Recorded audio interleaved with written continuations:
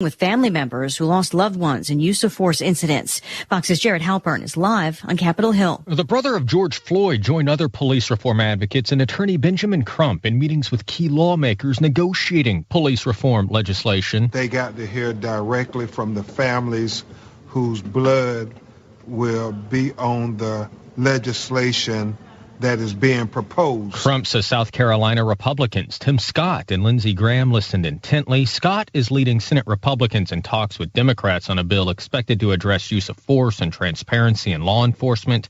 President Biden wants reform enacted by the one-year anniversary of Floyd's death next month. Lisa. Thanks, Jared. The president, meantime, is visiting Georgia, taking his jobs and family's plans on the road. Also, meeting with former President Jimmy Carter. The driver in a fiery van crash that killed 6 people last weekend near Atlanta is now charged with multiple counts. Gwinnett County Police have booked Monica Manayer on suspicion of 6 counts of homicide by vehicle as well as reckless driving. Investigators accuse her of making an unsafe lane change while driving passengers in a van, most of whom were part of a sober living group.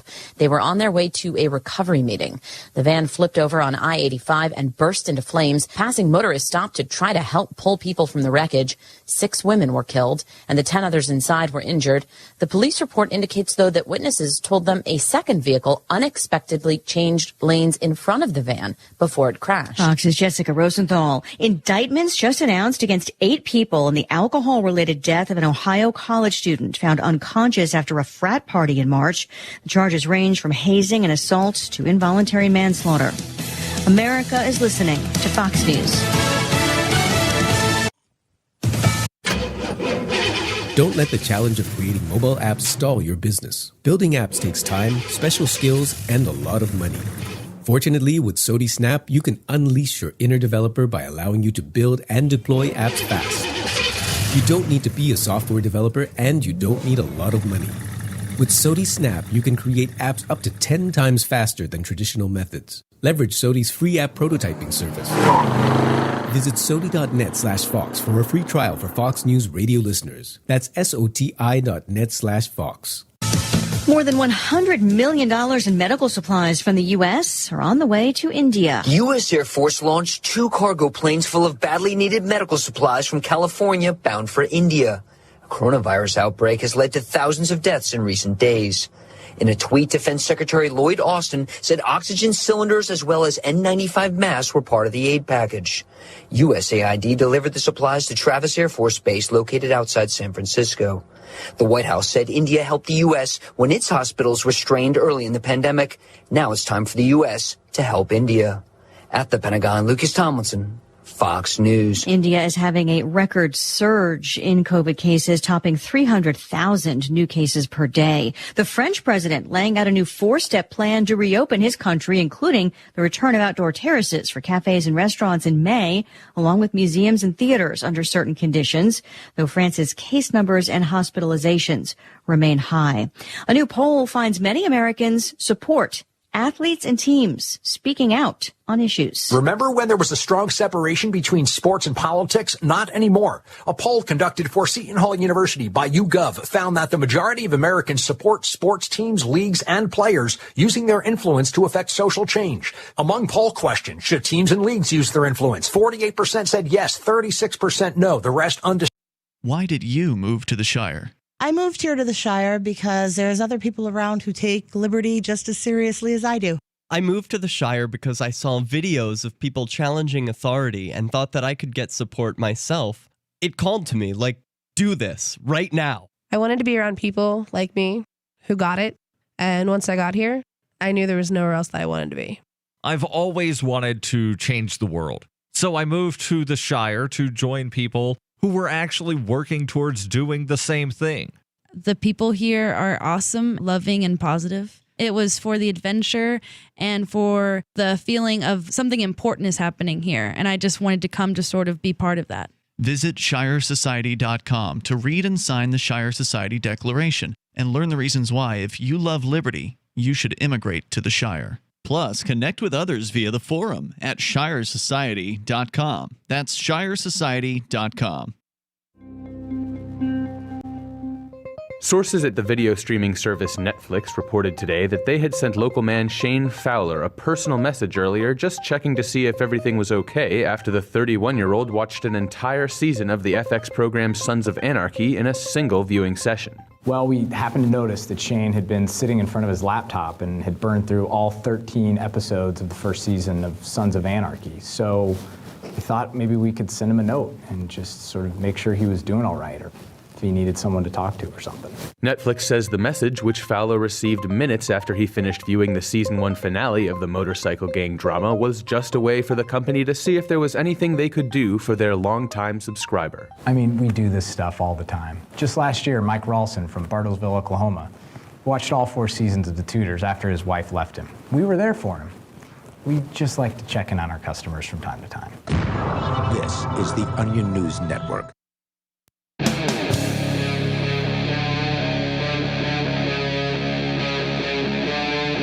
Free Talk Live.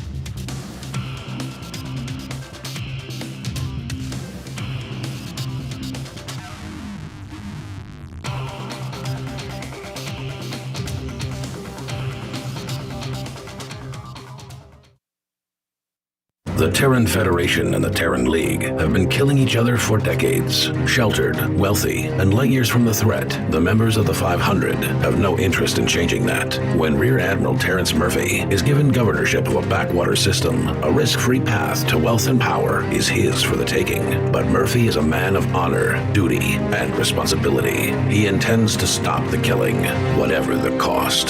Governor, by David Weber and Richard Fox, from BaneBooks.com. Are you tired of governments murdering people around the world? Stop using their money. There is an alternative. Bitcoin is a stateless, free market, non-political currency. Bitcoin cannot be inflated or controlled by any government. By using their money, you are helping the state. Stop doing it. You have an incredible alternative available now. Learn it, use it, spread it.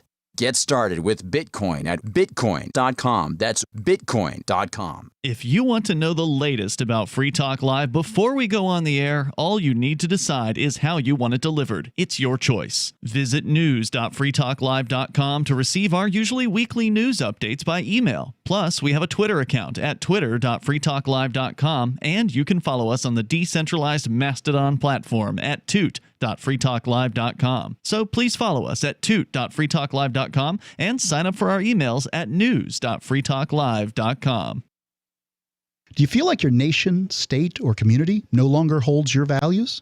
Have you dreamt of a place where people agree that liberty is important and are free to pursue their projects so long as they respect the property of others? There are many people just like you that are discovering freeprivatecities.com. Their social media links are at the upper right of the page at freeprivatecities.com. All skill levels will be needed when the first of the Free Private Cities opens. It's sooner than you think. Stop arguing and build. freeprivatecities.com. I'm grateful to have heard from some of our satellite listeners recently. I appreciate knowing that people are out there who like what we do and are willing to support it financially. LRN.FM's free-to-air satellite feeds blanket most of 2 continents. It was my goal to put our channel there so people without internet could receive our programs and feed pirate radio stations. We started a fundraiser on Patreon a few years ago to back the satellite channels. I recently announced that I was considering canceling the feeds, and donations increased from 15 to 20% of our costs, which are around $1,000 per month. That's a good start, and to incentivize more contributions, the Shire Free Church will be matching every dollar. Can we reach $500 per month? With your help, we can. You can join our satellite fundraiser for just $2 a month at fund.lrn.fm. If we raise enough to keep both of the channels on the air, awesome. If we raise more, I'll add more channels. If not, we can shut them down and go internet only. It's up to you. Thank you for your support. fund.lrn.fm. The LRN.FM social media channels have been revamped. We've eliminated Facebook and focused on other platforms like Twitter and Mastodon, the decentralized alternative to Twitter. On our accounts, you'll find posts from multiple LRN.FM show hosts together in one place. Follow us on Twitter at twitter.lrn.fm, or better yet, move to the decentralized Mastodon social media platform at toot.lrn.fm, toot.lrn.fm. I think you'll like it. Are you a cryptocurrency advocate? The Crypto Tip is the ideal outreach tool to help new people discover cryptocurrency. It's a printable business card-sized tip that you can give to service providers, preferably in addition to a good cash tip. When the server scans the QR code, it'll bring up an explanation of cryptocurrency, how to install a wallet, and allow them to claim the tip. If they don't claim the crypto, you get your tip refunded to you after a time period you specify. Plus, if they do claim the tip, you get an email alert. Create as many tips as you want at cryptotip.org. That's cryptotip.org. Yep, we still do email. Drop your email address in the entry box at freetalklive.com, and you'll be kept in the loop with Free Talk Live.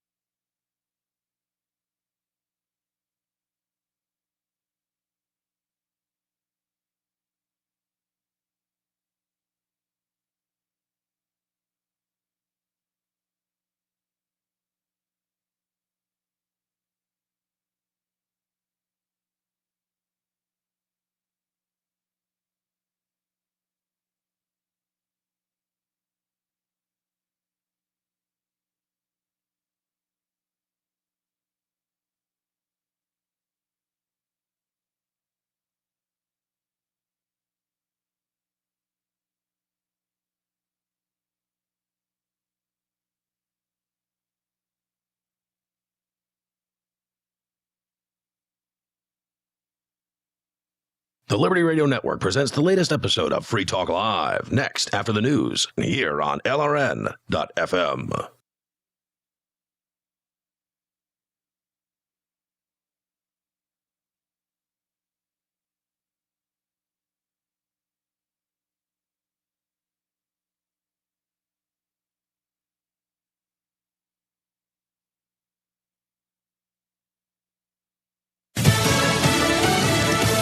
A reach across the aisle. Lisa Brady, Fox News. A bipartisan group in Congress renews work on police reform, and some are meeting with family members who lost loved ones in use of force incidents. Fox's Jared Halpern is live on Capitol Hill. The brother of George Floyd joined other police reform advocates and attorney Benjamin Crump in meetings with key lawmakers negotiating police reform legislation. They got to hear directly from the families whose blood will be on the legislation that is being proposed. Crump says South Carolina Republicans Tim Scott and Lindsey Graham listened intently. Scott is leading Senate Republicans in talks with Democrats on a bill expected to address use of force and transparency in law enforcement. President Biden wants reform enacted by the one-year anniversary of Floyd's death next month. Lisa. Thanks, Jared. The president, meantime, is visiting Georgia, taking his jobs and family's plans on the road, also meeting with former President Jimmy Carter. The driver in a fiery van crash that killed 6 people last weekend near Atlanta is now charged with multiple counts. Gwinnett County Police have booked Monica Manayer on suspicion of 6 counts of homicide by vehicle as well as reckless driving. Investigators accuse her of making an unsafe lane change while driving passengers in a van, most of whom were part of a sober living group. They were on their way to a recovery meeting. The van flipped over on I-85 and burst into flames. Passing motorists stopped to try to help pull people from the wreckage. 6 women were killed, and the 10 others inside were injured.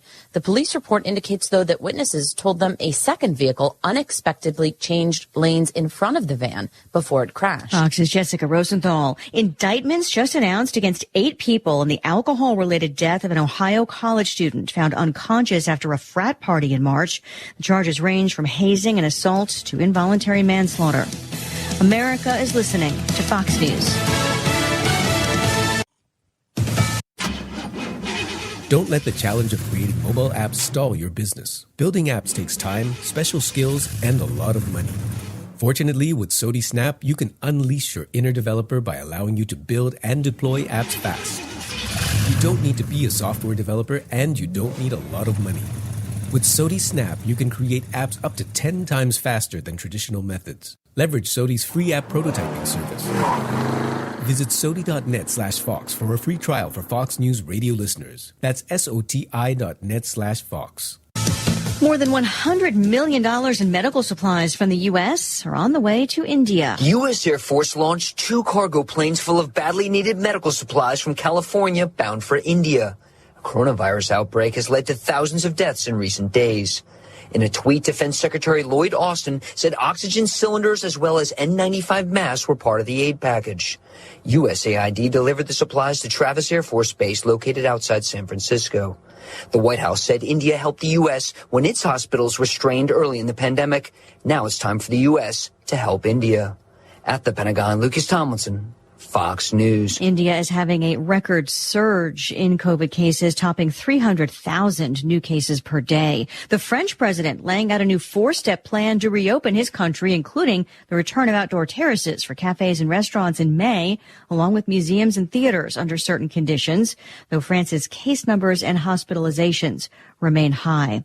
A new poll finds many Americans support athletes and teams speaking out on issues. Remember when there was a strong separation between sports and politics? Not anymore. A poll conducted for Seton Hall University by YouGov found that the majority of Americans support sports teams, leagues, and players using their influence to affect social change. Among poll questions, should teams and leagues use their influence? 48% said yes, 36% no, the rest undecided or without opinion. Should players or player associations use their influence? 51% yes, 35% no. In the same light that Major League Baseball relocated its All-Star game this summer from Atlanta because of new voting laws in Georgia. Should the NFL move the Super Bowl from Arizona if similar legislation passes? 49% said yes, 30% no. Jared Max, Fox News. The Dow has been up more than 100 points, picking up steam on a mixed day overall. The Nasdaq's lower. I'm Lisa Brady, Fox News. Are mobile devices key to your business operations? There are many aspects you must manage: device configuration and deployment, app development, providing support when mobile device issues occur, security, analytics, content distribution, and it all must be done remotely. Keeping track of everything is impossible, right? Actually, it isn't. The SODI One platform gives you total visibility into your entire fleet of mobile devices. From a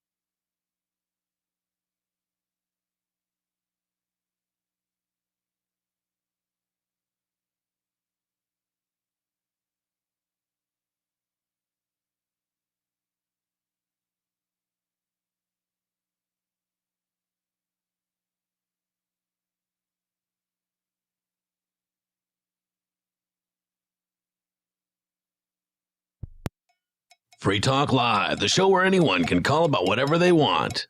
And we do mean anyone. There are such things called a breatharian. And you know what? George Norrie doesn't eat, sleep, or drink either. Did you know that? Yes.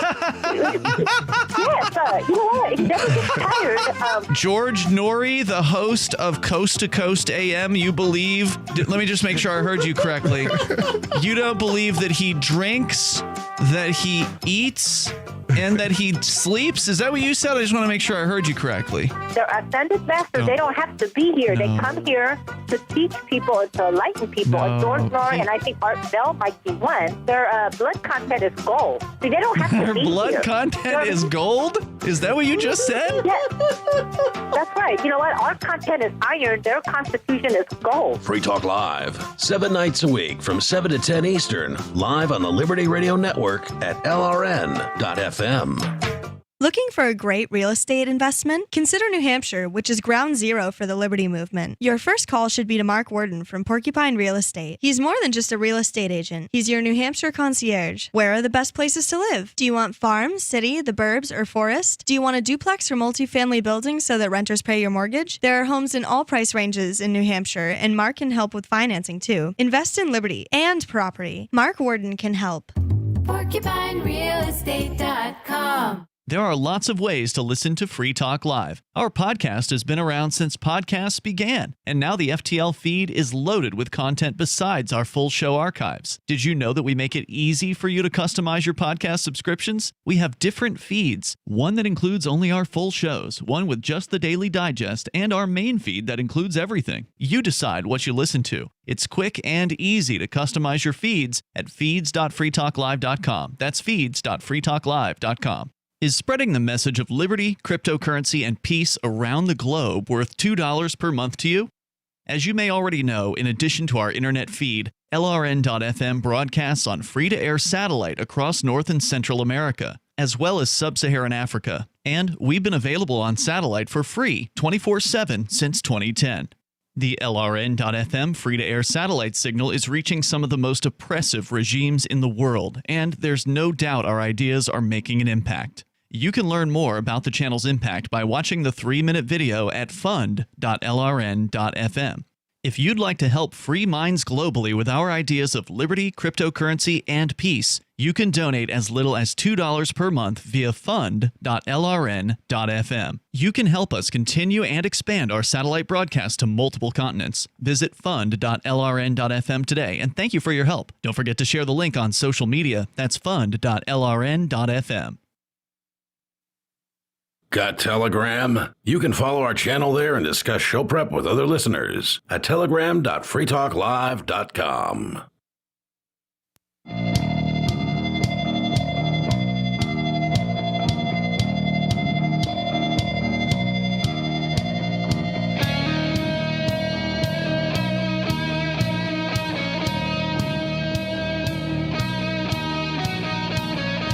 It's Free Talk Live, 603-283-6160. That's the call-in line.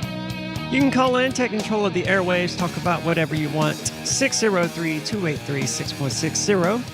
With you in the studio tonight, it's Aria. And Conan. And you have to forgive me, I'm a bit tired. It's been a really long day. Most of my day has been spent either working here at the studio where I installed a thing so that hopefully when Mark does his Marky thing where he starts yelling and screaming and babbling incoherently as he tends to do, it won't cause a bunch of clipping and stuff like that. So I'm not aware of this. Is this something? How to explain yourself? You've done the show with Mark, right? He can get a little. Yeah, but we've never. I'm not Ian. He has no reason to scream at me. He does it at random. It's just sort of what Mark does. I'm not you either. He likes to yell at you too because you are, both of you guys, both you and Ian, troll Mark incessantly. You get under his skin. But even when we're not on the show, like a splinter. He will do it. He also does it when he starts ranting about the government. So I get your point. Things that get under his skin cause him to become. So he gets loud and he's clipping out. Yes. So how does this new device work that It's a compressor. We have one here on these microphones, but we didn't have one. He doesn't have one in his studio. So the signal feed is now passing through a compressor here before it goes to And that's hardware or software? Hardware. Neat. It's pretty cool. So I'm taking it he was yelling at you the other night or something. And this is what has brought this. He wasn't yelling at me per se, but he was doing his Mark thing where he gets on a rant and he starts yelling and screaming and it created a lot of clipping. So, I mean, there were just issues. And then I ended up spending an hour on the phone with one attorney, then 45 minutes on the phone with another attorney. And then I got to talk to both attorneys for about 45 minutes. And then the first attorney again for about 45 minutes. So just all day long today, I've been talking to attorneys. And that's because I don't know if you've heard, but there's the United States government has decided to indict me and two other hosts of Free Talk Live, one of whom is Ian Freeman, who, built this show. You can check out thecrypto6.com to learn more or to donate to the Legal Defense Fund because it's all related to cryptocurrency. There was obviously no crime committed here, but that's not going to stop the federal government from, essentially from competing with them, doing as much damage as they can. To make an example for competing with them. This is exactly what is going down. I can't comment on that, but there is information at thecrypto6.com if you want to check it out or if you want to donate to the Legal Defense Fund because one attorney $250,000 retainer, another one saying $100,000, and these are very big numbers that you might think we had access to those kinds of funds, but really we don't. Thecrypto6.com is the place to learn more about all of that. But let's go to the phones. We've got Dan calling from California. Dan, you're on Free Talk Live. Hello, good afternoon. I am calling from California. And first, let me throw a little defense for Mark because he is my favorite host. And sometimes he does yell, but we love that about Mark. So, for sure. I hope you. It's not a negative thing. I mean, it's just what Mark is expected to do, and he does it well. It makes good radio. Yes. I guess it's because we're both over 50, and I'm Facebook friends with him, and I just love the man. So, anyway, that said, I called because you guys are talking about masks. And I consider myself a deep conservative, a small government conservative, but I don't understand the critiques about masks.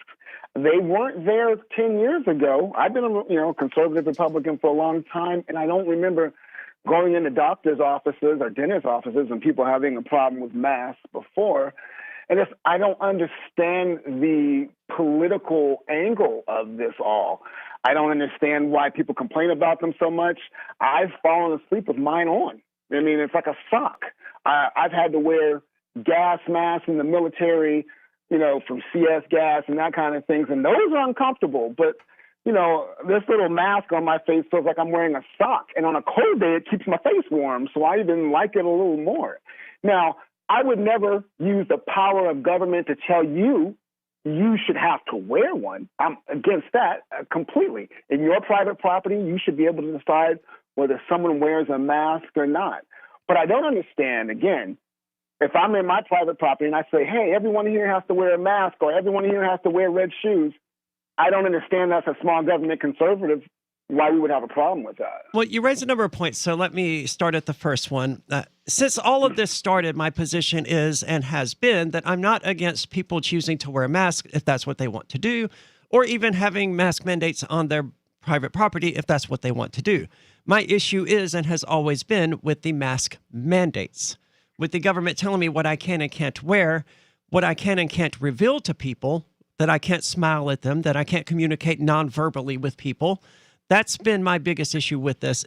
Aside from the fact that it turns your average gas station worker, your average fast food worker, your average Starbucks barista into a law enforcement agent.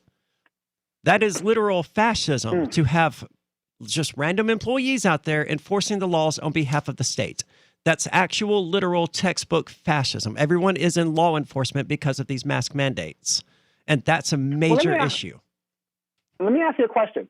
If you found out that you had transmitted coronavirus to someone, and you could prove that it was you that did give that, would you be willing to pay for that person's medical, anything that would surmise from that,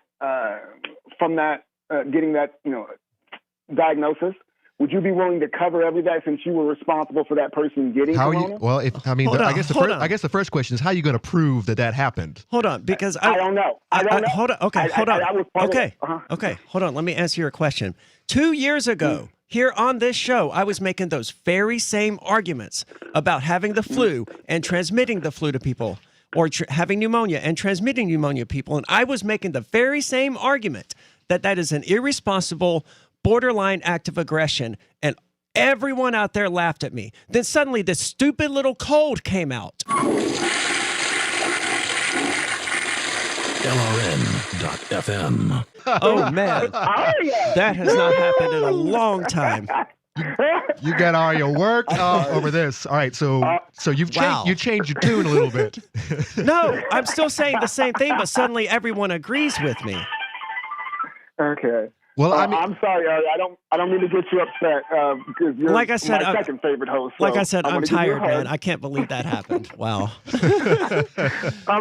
I can't drop myself from the show, but I did dump the feed. Well, let's talk about the cold because there is a reason people get sick days at work. So when they get sick, they can call in or call out, however you say it, and not get their entire office sick. Because germ theory, that's the idea is that you can spread it.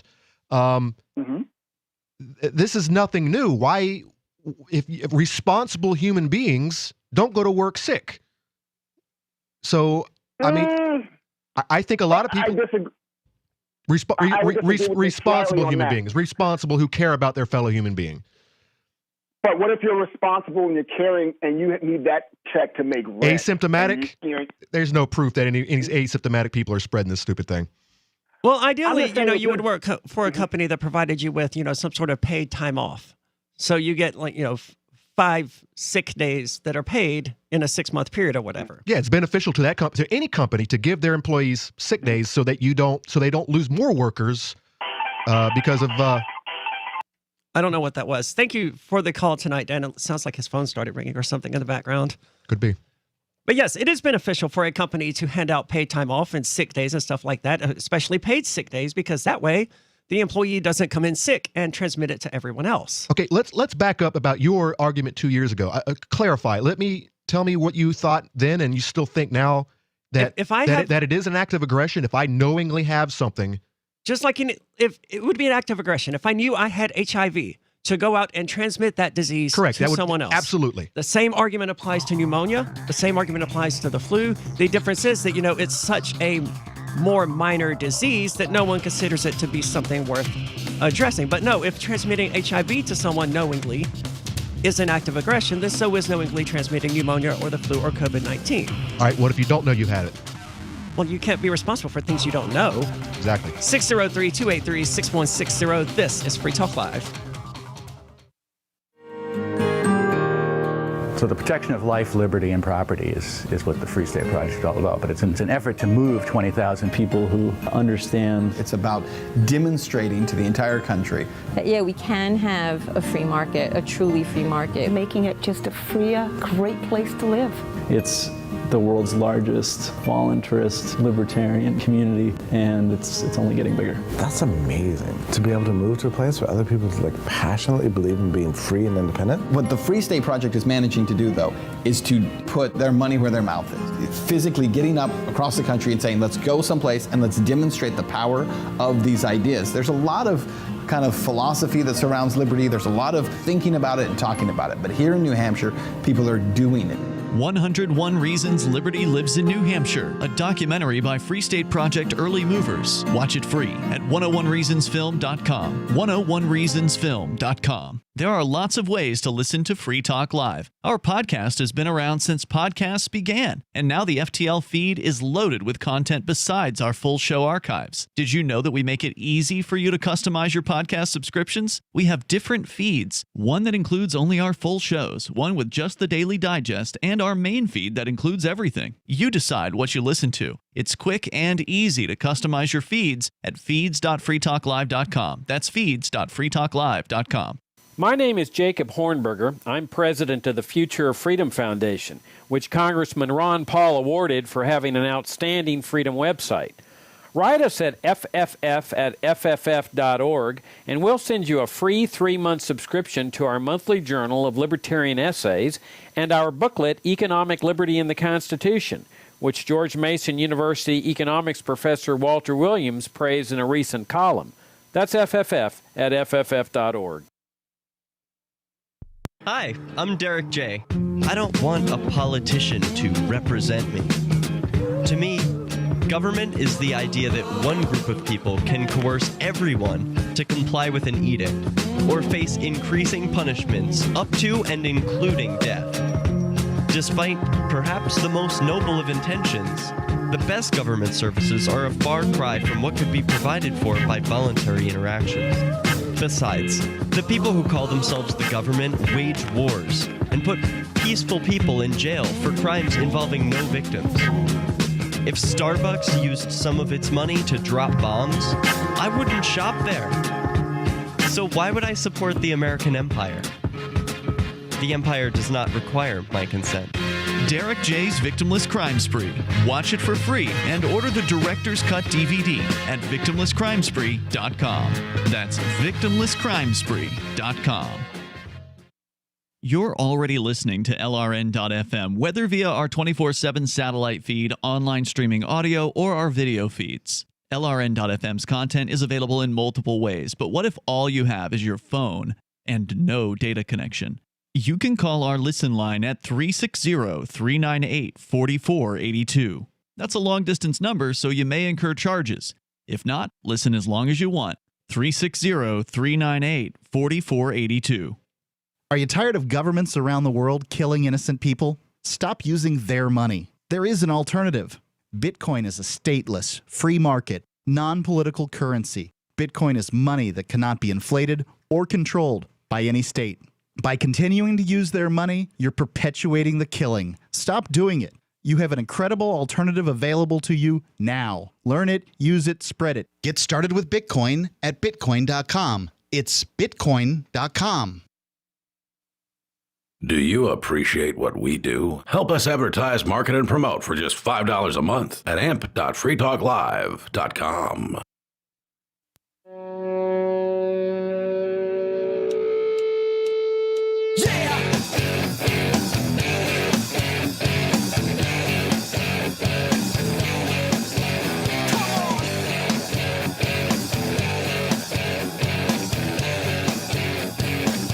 It's Free Talk Live, talk radio where the hosts have to occasionally dump themselves because they get a bit animated. You can call in, of course, and talk about whatever is on your mind as long as you keep it FCC friendly, which I failed to do a moment ago. But luckily, we have a dump button that makes that go away and not get broadcast onto terrestrial radio.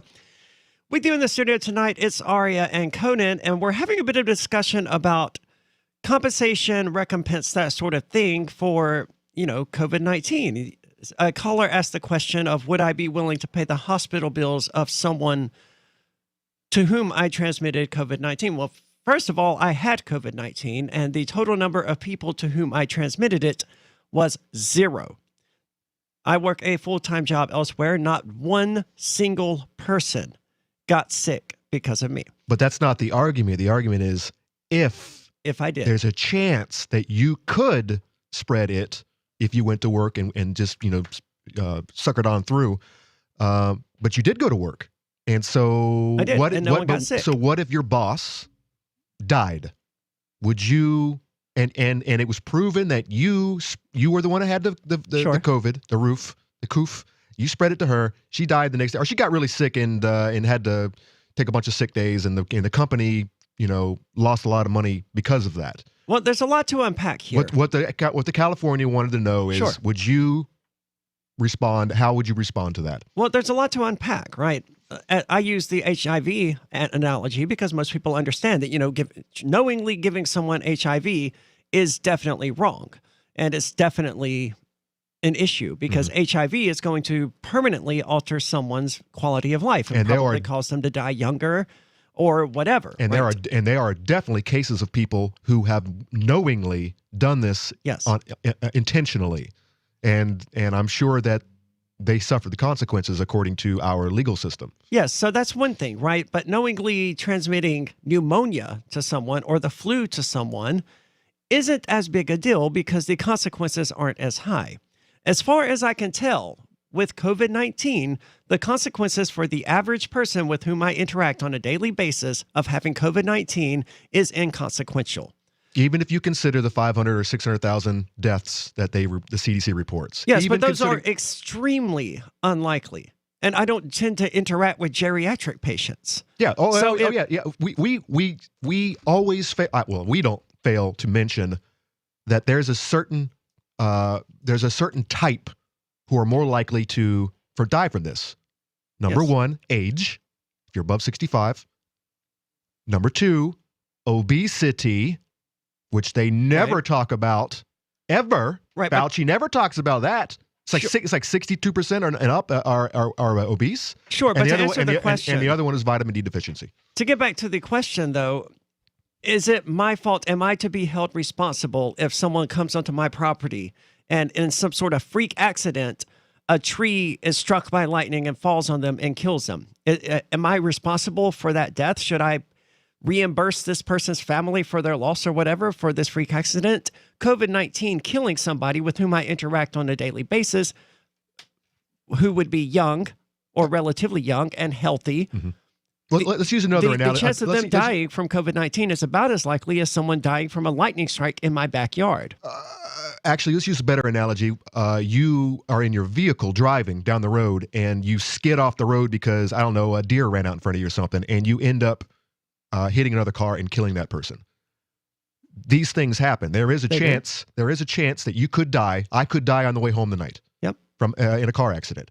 According to the CDC, you're more likely to die from COVID than you are from a car accident. But it's like 30,000 a year in this country, I think. I don't know the number. And a lot more people are injured in car accidents. But I think that's a better analogy. Where are you to blame for skidding off the road and hitting another car and killing the other driver because a deer ran out in front of you? At any rate, expecting that someone I interact with who is young and healthy to die from COVID-19 is an unreasonable expectation. It is. And I would not feel it warranted my paying for them or their medical bills or whatever, in the same way I wouldn't feel like it was my fault that they got struck by lightning on my property. And not to mention, let's go back to the employment.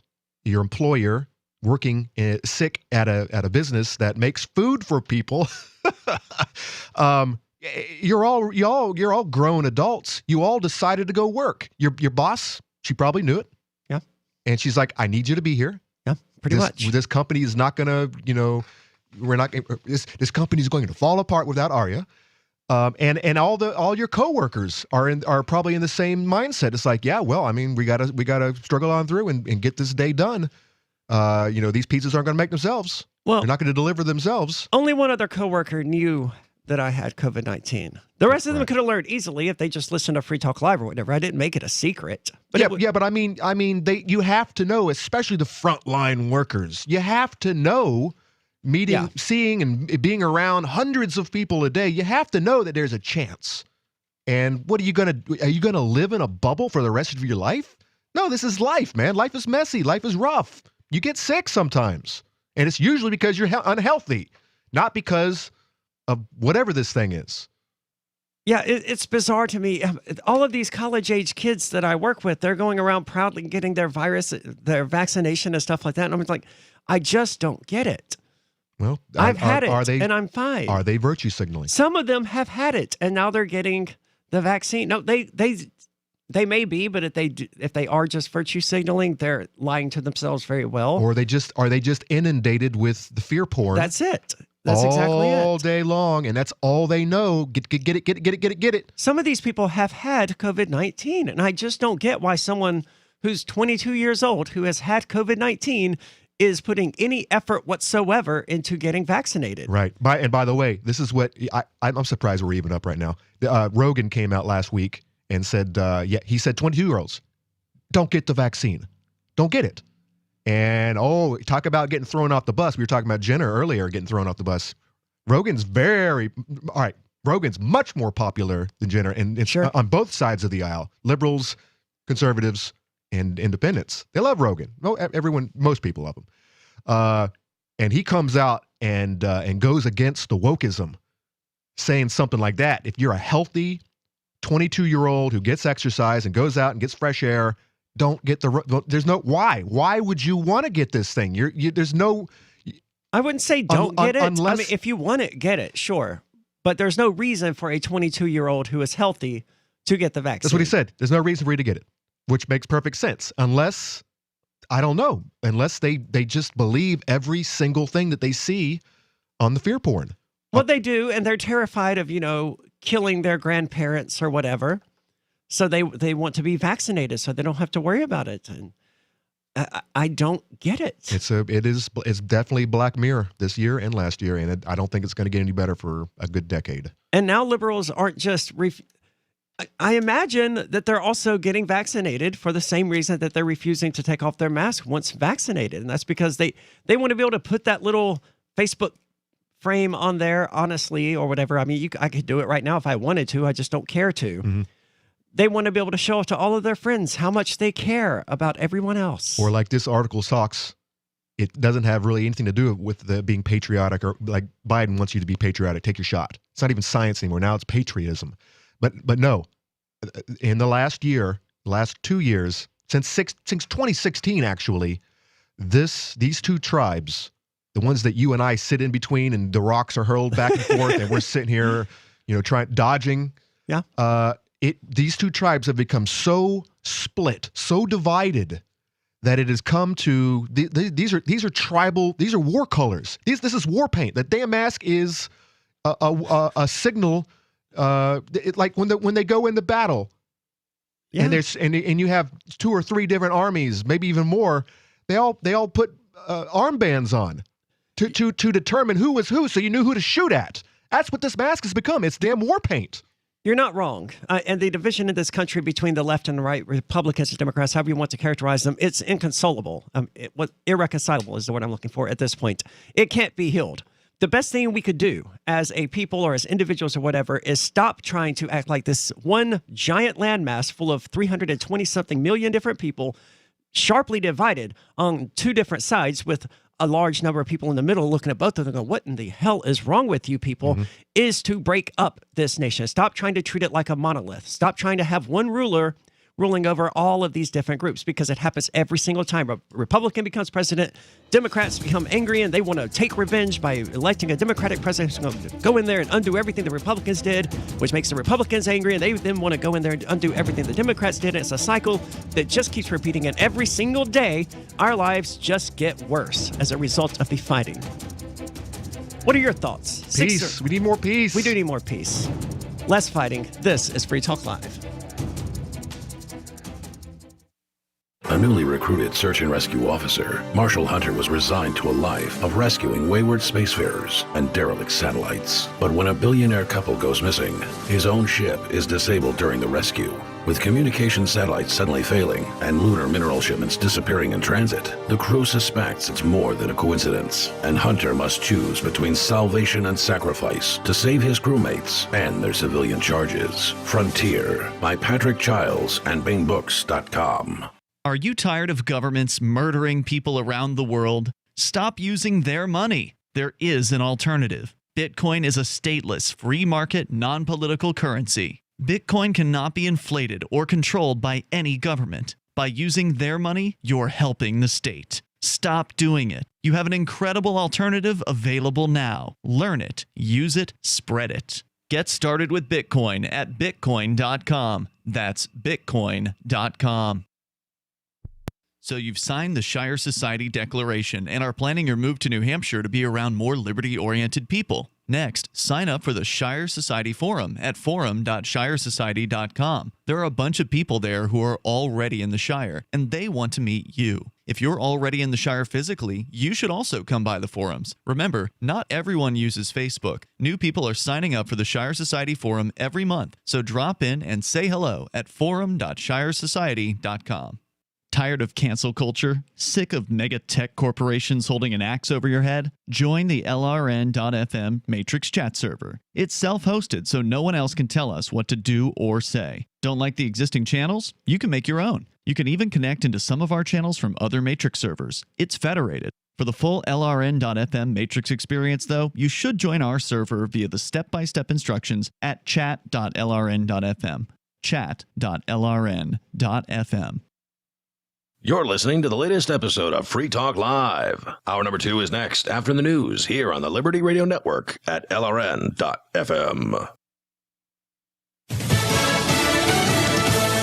More shots in arms. I'm Lisa Lacera, Fox News. President Biden setting a new COVID vaccine goal. By Independence Day, President Biden wants at least 70% of adults in the U.S. to have received at least one COVID vaccine shot, and 160 million adults fully vaccinated. We're going to make it easier than ever to get vaccinated. President Biden says the initiative will include adding no appointment-needed walk-in options. Still, he concedes the new phase presents new challenges to convince Americans still unsure about the shots. I mean, it's easier because I don't have to put together this massive logistical effort. But in the other sense, it's harder. It's beyond my personal control. The FDA is expected to authorize the Pfizer vaccine for kids aged 12 to 15 by early next week. Jared Halpern, Fox News. In Detroit, teams of canvassers from the city's health department have been fanning out across city neighborhoods to educate residents on where to go to get free vaccines. Only about 31% of adults in Detroit have gotten vaccinated. The attorney for Derek Chauvin, the former Minneapolis police officer convicted of killing George Floyd, is asking for a new trial on multiple grounds, including juror misconduct. Chauvin was convicted of murder and manslaughter 2 weeks ago and is expected to be sentenced next month. The National Weather Service surveying the damage in North Texas after tornadoes touched down last night. Damage specialist Jennifer Dunn says the EF2 twister touched down in southern Ellis County. The entire track of the tornado was about 5.2 miles long, stretching from the 5 Points area, coming up here into the Highway 77 area that we're near right now, and then continuing east past, I believe, County Road 55. And she says the tornado spent about 13 minutes on the ground, causing severe damage and injury. She reminded residents that it's peak severe weather season. America is listening to Fox News. Finally, get curcumin and CoQ10 together. Stop Aging Now brings you CoQ10 Ultra to fight inflammation and energize your body. Get a 30-day supply for 40% off plus free shipping with promo code FOX. Power and protect your cells for a strong heart, sharp brain, pain-free joints, and more. Nancy from West Virginia raves, CoQ10 Ultra helps me stay mentally and physically fit. Only from Stop Aging Now. Get 40% off plus free shipping right now. Go to stopagingnow.com and use code FOX. The U.S. military is continuing the process of withdrawing troops from Afghanistan, working with Afghan forces to have them handle their own security. U.S. military says it turned over a base in southern Afghanistan's volatile Helmand province to Afghan forces as part of its withdrawal from the war-torn country. 100 Taliban fighters have been killed in Helmand in recent fighting. The Afghan Defense Ministry says nearly 24 al-Qaeda fighters were among those killed in the past 24 hours. U.S. Central Command says it's turned over 1,300 pieces of equipment to destroy, the equivalent of 60 cargo planes worth of gear, and says up to 6% of the withdrawal from America's longest war is complete. At the Pentagon, Lucas Tomlinson, Fox News. Hyundai is recalling hundreds of thousands of vehicles in North America for two problems that the company says can cause engine fires. The largest Hyundai recall covers 200,000 2013 to 2015 Santa Fe Sport SUVs, where brake fluid can leak under the anti-lock brake computer, causing an electrical short that can lead to fires. Hyundai's asking owners of the Santa Fe's to park outdoors and away from structures until the problem's fixed. 18 fires reported in the U.S., no injuries. Hyundai's other recall covers almost 190,000 2019 to 2020 Elantras and 2019 to 2021 Konas and Velocitors, all with 2-liter engines where the piston rings may not have been properly heat treated, which can cause engine damage, oil leaks, and On Free Talk Live, we're bringing people to the ideas of liberty every day. From wrestling superstars like Glenn Jacobs. You guys really are having an impact, I believe. Like I said, a lot of where I am now is due to listening to Free Talk Live. You changed my mind on some very important issues years ago. To random people tuning in on the radio.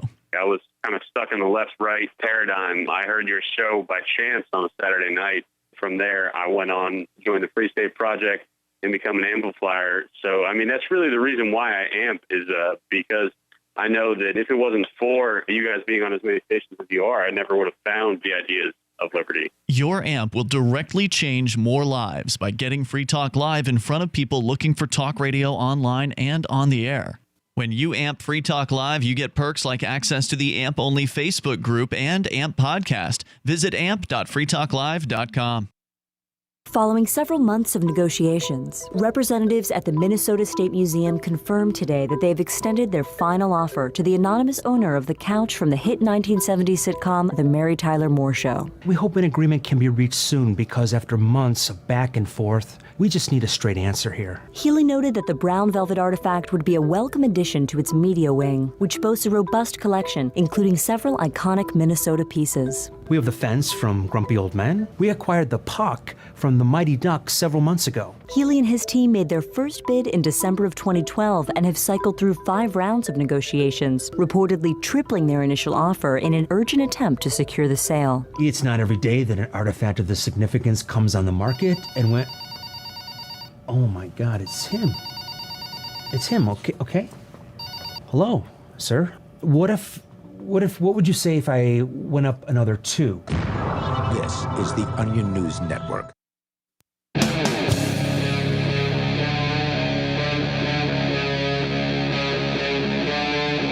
Free Talk Live.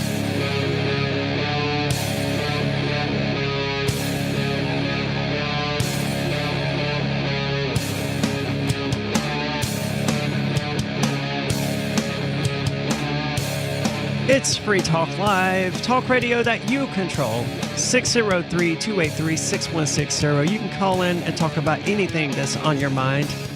603-283-6160. You know, it occurs to me we didn't really discuss much about our objections to the masks and, you know, why it's even a concern at all. Dan, the previous caller, described it as, you know, basically having a sock over your face. Not to me, it's not. But especially been wearing it for the last 3 hours and it's all moist. It is, but a sock over the face would be pretty bad. I don't see that as some sort of, well, it's not really that bad, dude. It's a sock over your face. It's I think it's ridiculous. And by the way, Dan, I do wear masks, to keep particles from getting into my body when I'm drywalling, when I'm up in the attic. Sure. I do wear a mask. When I drive a motorcycle, I wear a helmet, and I also wear eye gear. When I drive, I wear my safe belt. So, because those are things I actually am concerned about.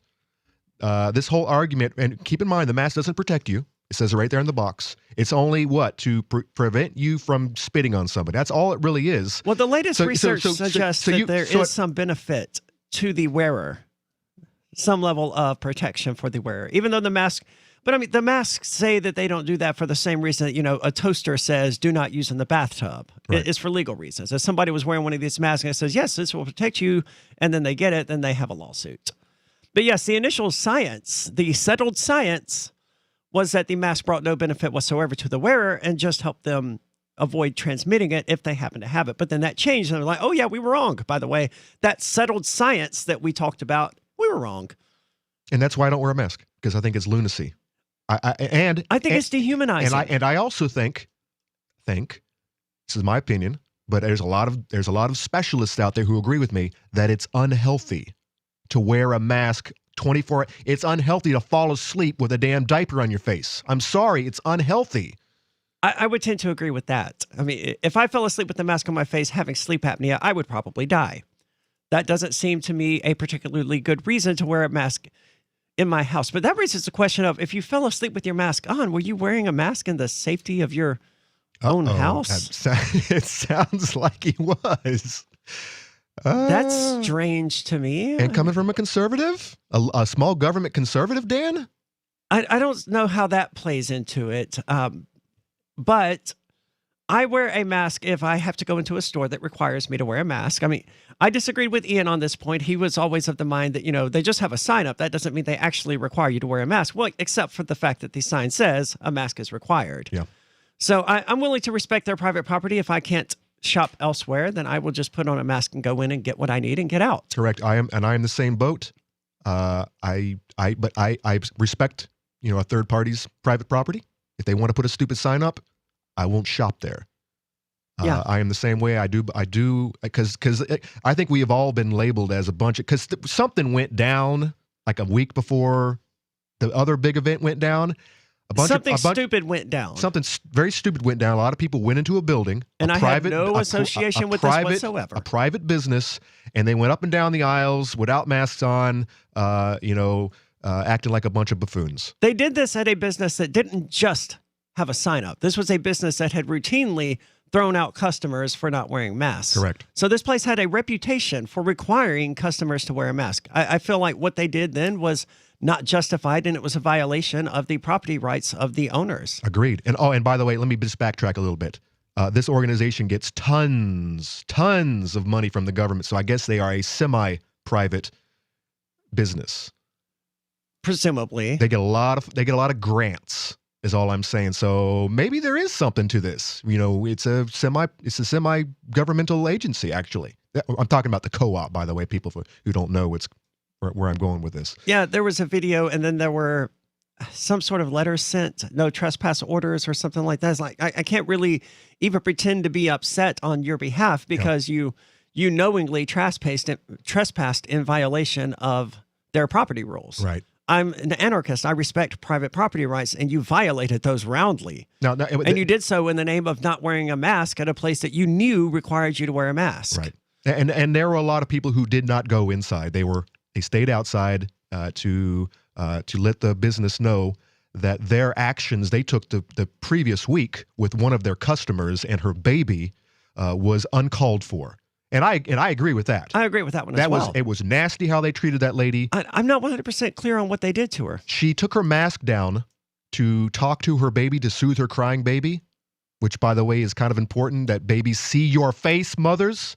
Yes. Because if they don't, they can't develop. And a employee was giving her a rough time and then started stalking her. And then that's where it all started. And they went, I guess, the activists, the mask, again, anti-mask activists wanted to prove a point. See, that's the thing, anti-mask activists. I'm not anti-mask. I'm anti-mask mandate. I'm against the government telling people what they can and can't do at all times, even if it's something that I think is probably a good idea. Right. I do think it's probably a good idea for people to wear their seatbelts. And it's not a law here in New Hampshire, by the way. It isn't. And I don't wear my seatbelt if I'm only driving, from here to my house or something like that. But if I'm driving up to Concord or to Lancaster, as I will be in a few weeks, no, I'm putting my seatbelt on because I'm going to be going 65 miles per hour. And I drive a convertible, so it doesn't really matter. If I wreck and die, I'm going to die, seatbelt or not. It's just gonna scrape your head right off. I don't know what would happen, but it wouldn't be pleasant. No, it would not. But yes, seatbelts are generally a good idea. I don't know if I agree that masks are generally a good idea. Maybe there's no medical downside to wearing a mask, but it's dehumanizing. It disconnects you from the other people around you. Absolutely. You can't see their facial expressions, and it's because of that it's a violation of your First Amendment rights to free speech. You have the right to communicate with people non-verbally. The mask prohibits you from doing that. I crack a joke at work. No one knows if I'm joking or not because they can't see my facial expression. Exactly. It's a full-on violation of people's First Amendment rights. That's one of the reasons I oppose to it, and I oppose this idea that we should treat everyone around us as though they're plague-carrying rats. Lepers. That's a horrific way to treat one another. We should live in love and not fear. Those are my objections to the masks. But hey, if you want to choose to wear one, that's your right. There are some cultures that, I'm speaking specifically of Japan, where if they know that they're sick, they wear a mask in public or they don't go out. Which is reasonable. Why couldn't we get that type of guidance? Hey, if you feel sick, don't go to work. Hey, if you're feeling a little snotty, wear a mask. We are suggesting this for the safety and the health of your fellow human being. Why couldn't they just say that? I'm sure plenty of people be like, all right, that makes a lot of sense. I'll wear a mask when I'm sick. Sounds perfectly reasonable to me. But that's not the guidance. The guidance is you're all lepers. You're all of you, even the ones that have been vaccinated, even the ones who have already had it, 6 months ago. You're all lepers forever and ever. Amen. Get used to it. This is the new normal. I saw rumors during the height of the pandemic in China of signs on the subways that said stuff like, "Everyone you see is a potential ghost lurking to kill you or to take your life," or whatever. Horrific ways to treat one another. I would rather risk dying of COVID-19 than to treat every other human being on the planet like a plague-carrying rat. And another thing you do when it comes to propaganda, especially when you're at war with, say, another country, especially if they're a different skin color, they're another race of people, what do? You characterize their features by dehumanizing them. Yes. We talked about this last week with the putting smiles on the POWs. Yes. Photoshop smiles. In the reverse, you actually make your opponents look like you take their facial features away from them. You make them look like animals, and you, as the propagandized, learn to hate that person. This is exactly what these masks are, man. That's you. You can't see that you're sitting right across the table from another human being. You just see a damn NPC. And that's been the issue. The Nazis could have never gotten away with the Holocaust. The German people wouldn't have let them if they hadn't spent years dehumanizing the Jews. It's Free Talk Live. What if you want to hear the latest episode of Free Talk Live, but all you have is your phone, you forgot to download our archive, and you have no data connection? You can call our Listen line at 641-793-0191. That's a long-distance number, so you may incur charges. If not, listen as long as you want. 641-793-0191. The Free Talk Live listen line, 641-793-0191. Do you feel like your nation, state, or community no longer holds your values? Have you dreamt of a place where people agree that liberty is important and are free to pursue their projects so long as they respect the property of others? There are many people just like you that are discovering freeprivatecities.com. Their social media links are at the upper right of the page at freeprivatecities.com. All skill levels will be needed when the first of the Free Private Cities opens. It's sooner than you think. Stop arguing and build. freeprivatecities.com. The Terran Federation and the Terran League have been killing each other for decades. Sheltered, wealthy, and light years from the threat, the members of the 500 have no interest in changing that. When Rear Admiral Terrence Murphy is given governorship of a backwater system, a risk-free path to wealth and power is his for the taking. But Murphy is a man of honor, duty, and responsibility. He intends to stop the killing, whatever the cost. Governor, by David Weber and Richard Fox, from BaneBooks.com. Are you tired of governments murdering people around the world? Stop using their money. There is an alternative. Bitcoin is a stateless, free market, non-political currency. Bitcoin cannot be inflated or controlled by any government. By using their money, you are helping the state. Stop doing it. You have an incredible alternative available now. Learn it, use it, spread it. Get started with Bitcoin at bitcoin.com. That's bitcoin.com. I'm grateful to have heard from some of our satellite listeners recently. I appreciate knowing that people are out there who like what we do and are willing to support it financially. LRN.FM's free-to-air satellite feeds blanket most of 2 continents.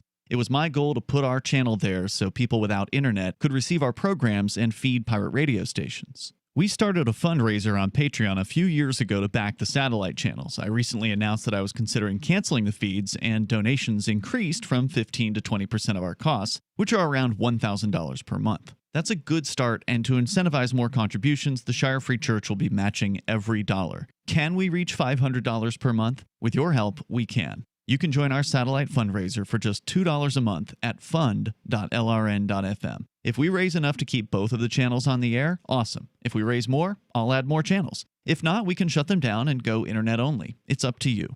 Thank you for your support. fund.lrn.fm. Imagine someone in your community getting in their car, turning on the radio, and hearing the Liberty Radio Network. You can make that vision a reality with your own micro radio station. Visit broadcast.lrn.fm to learn how you can put our programs on the air in your area. You can have LRN.FM running around the clock, and you can even add in your own local shows. Building a radio station is simple, but programming isn't. That's where LRN.FM comes in. Learn more at broadcast.lrn.fm. That's broadcast.lrn.fm. The new 4th edition of Healing Our World, The Compassion of Libertarianism, will take your understanding of liberty to a deeper level and has over 1,300 updated references, new cartoons, and a foreword by Dr. Ron Paul. With discounts for multiple book purchases, the 4th edition of Healing Our World is a great gift for the liberals, pragmatists, environmentalists, and Christians in your life who think libertarianism is cold-hearted. Get yours today at healing.freetalklive.com and use promo code FTL for a $5 discount. Our Matrix server is about as free as internet chat can be. Join the existing rooms or create your own at chat.freetalklive.com.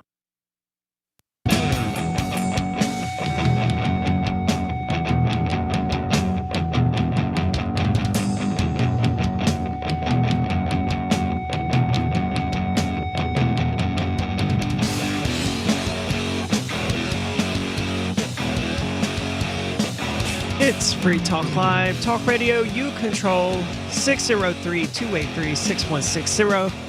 That's the call-in line. You can call in and talk about anything that's on your mind, 603-283-6160. And with you in the studio tonight, it's Aria. And Conan. And we've been talking about the masks, the mandates, the silliness, the vaccine, all of that kind of stuff that's going on in the world, because this stupid cold that caused governments to shut down economies across the globe is still ongoing. And look, I get it. A lot of people have died. That's true. A lot of people are going to die this year of various causes, and there's nothing we can do to stop any of it. I don't know why people think that we are so powerful as human beings that we can prevent death from occurring. Now, maybe we can minimize them, but that is a human that's a human concern. If you can't, and the old ways around this was to get in touch with your spiritual side and to believe in an afterlife. That this life is not so meaningless, and that when you do succumb, you get to go somewhere. But there's something that has gone on in our culture where there are no more spiritual people. They're atheists. They don't believe any of this, and so it's a void that has to be filled with something. That doesn't keep a person from being spiritual. For example, I know that all of this is meaningless. I'm going to die. And that's going to be You're also a very reasonable, practical person. I try to be.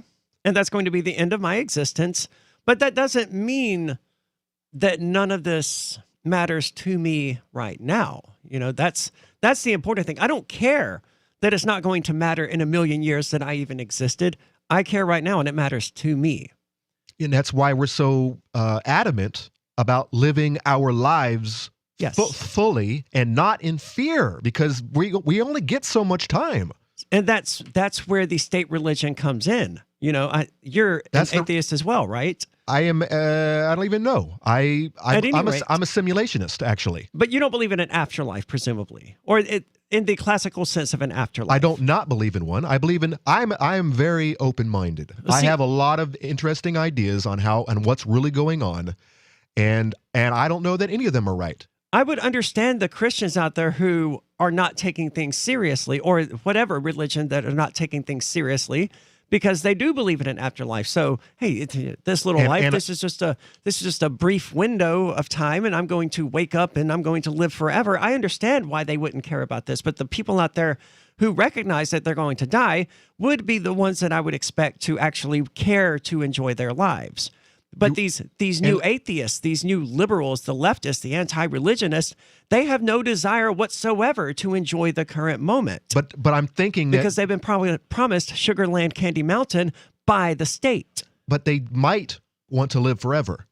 They might want some precious vaccine that will prolong their lives for another 20 years, and they could just do whatever. They can smoke and joke and get fat, and they can be lazy and unhealthy and just live forever. I think that there might be an idea back in the back recesses of their brain where they think that government, Big Brother could keep them alive forever, and that.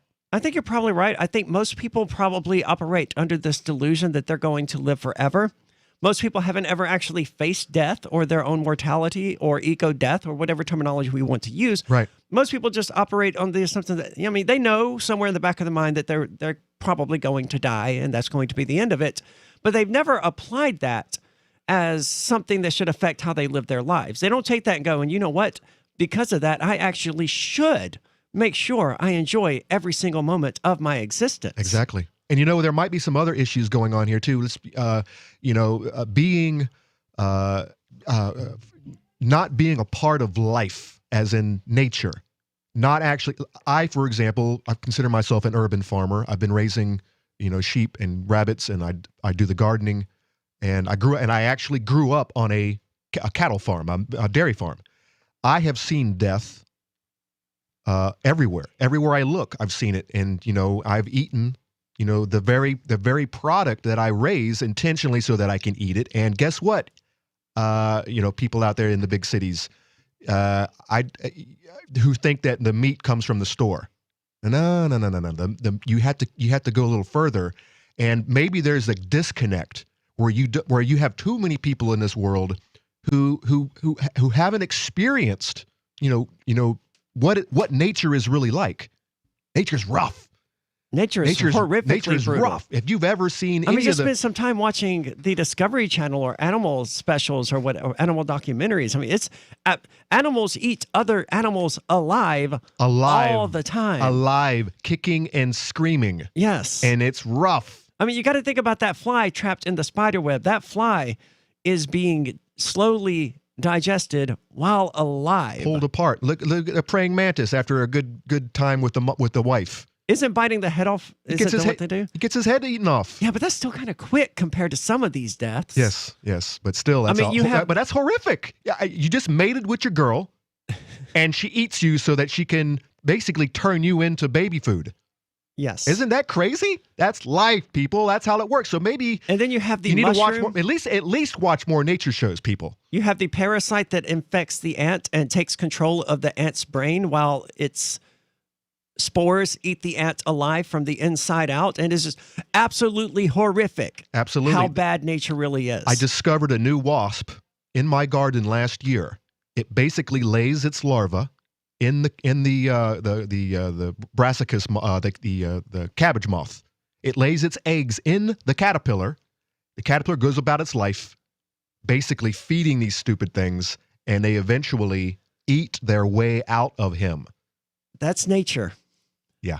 I mean, people who are aware of that kind of thing. And by the way, the worm survives it. Stops eating and this is the weirdest thing. This is evolution for you. This is crazy. This is why I do believe in a creator type. Maybe it's a bunch of aliens sitting around a table, and this really is a simulation. But the I think that's likelier than any sort of supernatural bearded dude going, "Ooh, magic." These larvae break their way out of this caterpillar without killing it, and the caterpillar stops what it's doing, stops eating, and guards the larva till it finally succumbs and dies. It's the weirdest thing I've ever seen. I watched it. I watched the whole thing. I got the pictures. It's like Alien. It was just like Alien. I mean, but that's life, people, and maybe we need more of that in our lives to make us appreciate what we have and to stop fearing everything and to realize that you could die on the way home, right? On the way home, you could get in a car accident and it's over. Stop living every second like that's going to happen, though. No, but you should be aware that it could happen, and you should have a good time based on that knowledge. I mean, any one of us could die at any moment. And the most important thing to me to ask is, did you enjoy your life? And these people living in fear, they won't be able to answer that with an honest yes. Yeah. You know what? The scales, the heavenly scales, were you a good person or a bad person? I don't think it is that at all. I think it's more like, did you live your life? Or were you just a weasel the whole time? Just living under a rock, afraid of everything? Or did you actually live your life? I don't believe we'll be judged, but if we are to be judged, I hope that that's the metric by which we would be judged. What are your thoughts on all of this? It's Free Talk Live. Carl Watner, longtime proponent of a voluntary society, died last December. You may have seen his articles published on his website, voluntarist.com, in his newsletter, The Voluntarist, the Mises Institute, or elsewhere over the last 40 years. His newest book, I Must Speak Out, Volume 2, The Best of the Voluntarist, is now available via Liberty Under Attack Publications. This 430-page second volume spans the years of 2000 through 2020 and includes articles by Carl Watner, Hans Hermann Hoppe, Carl Hess, Benjamin Tucker, George H. Smith, Lysander Spooner, Pete Eyre, Joyce Brand, and many others. I Must Speak Out is for the newly initiated, the veteran voluntarist, or anywhere in between. Buy the book now at libertyunderattack.com/voluntarist. For more great content on building a voluntary society and for Carl's extensive archives, check out voluntarist.com. The Free State Project has reached its goal of 20,000 liberty lovers who've pledged to move to New Hampshire and get active to achieve liberty in our lifetime. Perhaps you're trying to figure out what part of New Hampshire should be your destination. If so, consider Keene. You'll find more than 150 reasons to move to Keene at move.freekeene.com. Keene is famous for its historic, publicity-generating activism, as well as being the liberty media capital of the world. It's home to freekeene.com, New Hampshire's destination for liberty activism, news, and opinion. For years, we've been compiling over 150 reasons to move to Keene at move.freekeene.com, where you'll learn about some of what's happening here and what makes Keene a great place to live. If you love liberty, you'll probably enjoy anywhere you end up in the Shire. But do your due diligence first. Please visit move.freekeene.com for the full list of over 150 reasons to move to Keene. That's move.freekeene.com. Are you a cryptocurrency advocate? The Crypto Tip is the ideal outreach tool to help new people discover cryptocurrency. It's a printable business card-sized tip that you can give to service providers, preferably in addition to a good cash tip. When the server scans the QR code, it'll bring up an explanation of cryptocurrency, how to install a wallet, and allow them to claim the tip. If they don't claim the crypto, you get your tip refunded to you after a time period you specify. Plus, if they do claim the tip, you get an email alert. Create as many tips as you want at cryptotip.org. That's cryptotip.org.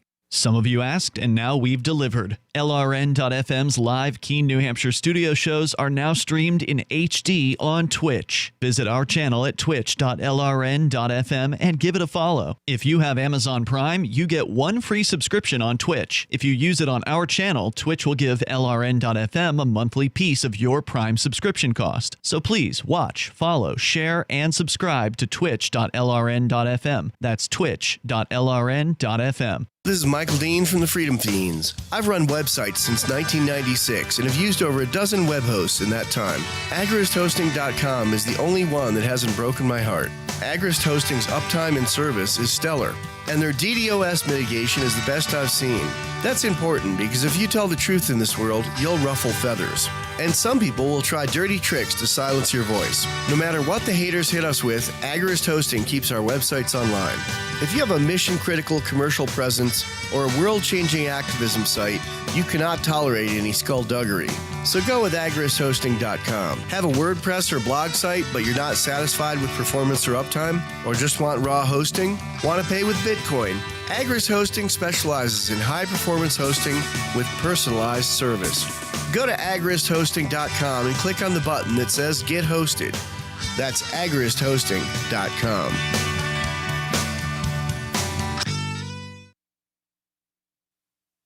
You can stick it to the man and big tech. Join our FTL social mastodon at social.freetalklive.com.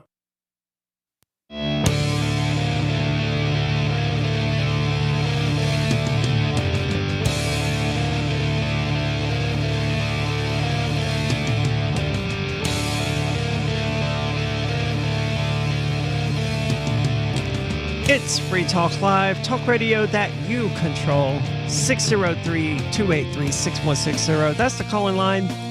You can call in and weigh in on any of the stuff we've talked about tonight, or you can change the subject to something else entirely. It's Free Talk Live that you control, after all. So 603-283-6160. And it's only 2 months to go. 2 months to go, Conan, until I have a full, actual, real day off. And I can't wait. 2 months. Yes. It was 2 weeks in the Total Recall, excuse me. 2 weeks. I've only seen Total Recall once as an adult, and that was classic years ago. Classic Philip K. Dick, man. He's got some wild ideas. Very good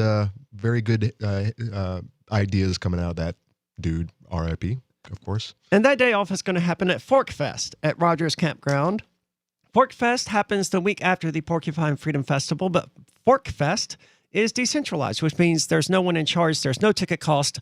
All you have to do is reserve your camping site, RV site, or motel room with Rogers Campground from June the 28th through July the 1st. Free Talk Live will be there. I will be pre-recording segments of the show, and we try to get a day or two ahead so that we don't have to work as hard on the last day or whatever. And July the 4th, incidentally, will be the last day. And by then, I'm guaranteed to have gotten ahead enough on the show to actually not have to do any pre-recorded segments, but it's possible. I will also have the 3rd off. But check it out. Not everyone there will be working, although there will be enough people working there that you can buy food, you can buy trinkets, clothes, other cool stuff. It's an awesome festival. If you get time, come up this summer, check it out. It's a great place to be, especially on Independence Day, June the 28th through July the 4th. Book it now, though, because it is a popular campground, and there aren't tickets, but they will eventually sell out of sites. So we've been talking about surviving this nightmarish hellscape that we found ourselves in. And Conan, I know you hate it. Everything that I eat comes pre-cooked from someone else. I don't hate it. Well, no, I hate it for myself. You could do whatever the hell you want. Okay, fair point. But I think I know the idea bothers you. I don't like to fool around with what I consider man-made substances and I don't like putting them in my body. And, talk about how's that wine, man-made wine over there? It's no. What I mean, man manipulated as in substances that you really don't want in your body. Say, for example, metal. Sure. And in my defense, I do prefer to eat from. I don't eat from McDonald's or Burger King or fake sugar. Yeah. That might actually be harming my body more than actually preventing me from, those extra calories that people think are hurting them, but it might actually be something else completely. Like it's that fake nonsense that you're ingesting is actually causing more harm. And I feel the same way about I feel the same way about Big Pharma and all of the nonsense that is shoved down our throats, literally, to keep us alive longer. And in actuality, it's making a lot of people sick. And I think there are other ways. And the same thing. And by the way, this also is for drug use. I don't like anything that was made in a lab. If it grows out in the woods, I'm all about it. I prefer things that weren't made in labs, but those aren't always available. Yeah. But you do grow stuff, and that's not, shrooms or nothing like that. You grow actual food, and shrooms are food. They are indeed. They are food for the soul. Oh, yes. And I think you're growing me some hot peppers of some description. I'm growing anyone who wants to partake. Okay, fair point. I think that I've opened up a can, and I think it's going to whoop all our asses. I think it probably is because the Reapers I ate are dried. I think I'm going to have more Reapers than I know what to do with. And I hope so. There might be a bucket out on the highway full of Reapers, free Reapers, with a waiver of permission sitting next to it that you have to sign if you're going to take any. By the way, peppers don't actually, the way that it works, the chemical reaction, they don't actually burn you. It's just your body's They irritate reaction. the hell out of you. Yeah. So for those who aren't aware, it is available on the same YouTube channel that you can watch Free Talk Live on right now, where I did the Pocky one chip challenge, and it was really mild and disappointing. And I expected it to be because, I eat something that we call murder sauce that's made out of Scotch bonnet. So I expected, if you see these normal people reacting badly to the one chip, it's probably bad, but not as bad as they make it out to be. So I, bought some Carolina Reapers to chase it with. And did get through 2 of them before I was out on my front porch gargling milk and spitting it out. Yes. So that was fun. Well, I always do, all the way up to habanero, which is, I think, 50,000 Scoville, somewhere in that neighborhood. 50 to 250,000. I've never really gone any higher than that. And I know that you're a hot fan. You're a heat fan. Ghost peppers are usually about the extent of how hot I want to get. Those are the hottest naturally occurring pepper. After that, it's just men making things specifically to cause pain, and they're very good at it. Correct. One of the big specialists out there is a guy named Ed Curry. He's the one who developed the Carolina Reaper and the new Pepper X, and now he's got the Pepper X, and of course, and he has hundreds of strains that he's working on, and you can't just send out a hybrid plant and expect it to reproduce true. So it takes like 10 generations before you can actually have a stable plant and actually know that you have what you have. So it's a long process. So you are growing ghost peppers and Carolina Reapers? I got ghost peppers early in the season because I knew that you would want to partake. Oh yes, I will eat a bunch of those. And then we got to talking, and it was decided that, no, you know what? If we're going to go out, that sounds like me. Let's do this. So I got some Reapers, and they're about 3 weeks behind my ghost peppers, which, by the way, are beautiful. It is just a beautiful plant. I just took them out today to get to finally introduce them to the elements because in 3 weeks it's going to be time to put them in the ground if I choose to do so. I might actually keep some in pots just for fun, especially for overwintering. So I just have them forever and ever, or as long as I can keep them alive. But yeah. So you have a bit of a green thumb. I try, and I am successful to a certain degree. Last year, I was able to harvest enough food to keep me, a single person, alive for the whole season until a new season had begun, and I was able to start harvesting. So you got a story about 10 survival foods. Now, one thing that is very important to me is self-sufficiency. Right. I want to know that I'm going to be safe at the end of the day if anything bad happens. So one thing would be to make sure not only that I have, currency or something for purchasing, like cryptocurrency, which you should invest in, but I also want to make sure that maybe that doesn't even work. Maybe we lose maybe we lose all electricity and we can't even, and that's not even an option anymore. So maybe I want to make sure that I have food to eat and or to barter with other people for things that I need. Sure. So number one is self-sufficiency. Number two is I, Conan, hate middlemen. Yes. Because as I see it, the most 2/3 of anything you buy, this is pretty much for everything out there. 2/3 of whatever you purchase is going to the middleman. It's the labor. When you build a house, 2/3 of that is going to the builders themselves. Wouldn't it be nice if you could do it yourself? Wouldn't it be nice if you can change your own damn oil and save a whole lot of money for the lifespan of your vehicle? So no, I like to figure these things out because I like saving money. I'm a frugalist. Right. Nothing wrong with that. So all right. So Conan, if I'm going to start putting stuff in the ground so that I could keep myself alive for the next year, the hell should I be growing?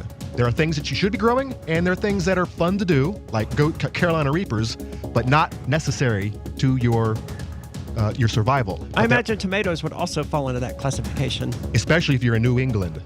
Yeah, good point. 603-283-6160. This is Free Talk Live.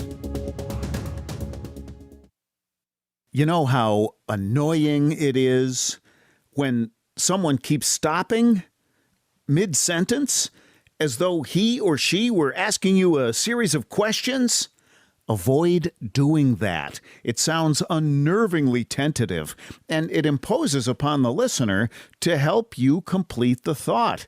And if you're a job seeker, this alone could be a deal killer. An effective communicator sounds more confident. Complete the thought. Avoid making the listener impatient. With money and attention so scarce now, effective communication skills have never been more important. Cutting through the clutter rather than blending into the blah, blah, blah will help you connect better no matter what the conversation. For more tips, hit survivalspeech.com. I'm Holland Cook. Survivalspeech.com. Tired of cancel culture? Sick of mega tech corporations holding an axe over your head? Join the LRN.FM Matrix chat server. It's self-hosted, so no one else can tell us what to do or say. Don't like the existing channels? You can make your own. You can even connect into some of our channels from other Matrix servers. It's federated. For the full LRN.FM Matrix experience, though, you should join our server via the step-by-step instructions at chat.lrn.fm. Chat.lrn.fm. Bitcoin.com has launched a trading platform at local.bitcoin.com, allowing you to buy or sell Bitcoin Cash via dozens of payment methods like PayPal, Venmo, bank deposit, remittances, or meeting in person with cash. There are no ID requirements to sign up for and use the site, and all communications between buyers and sellers are encrypted. Finally, a global trading platform that respects your privacy. Visit local.bitcoin.com to get started trading Bitcoin Cash. Local.bitcoin.com.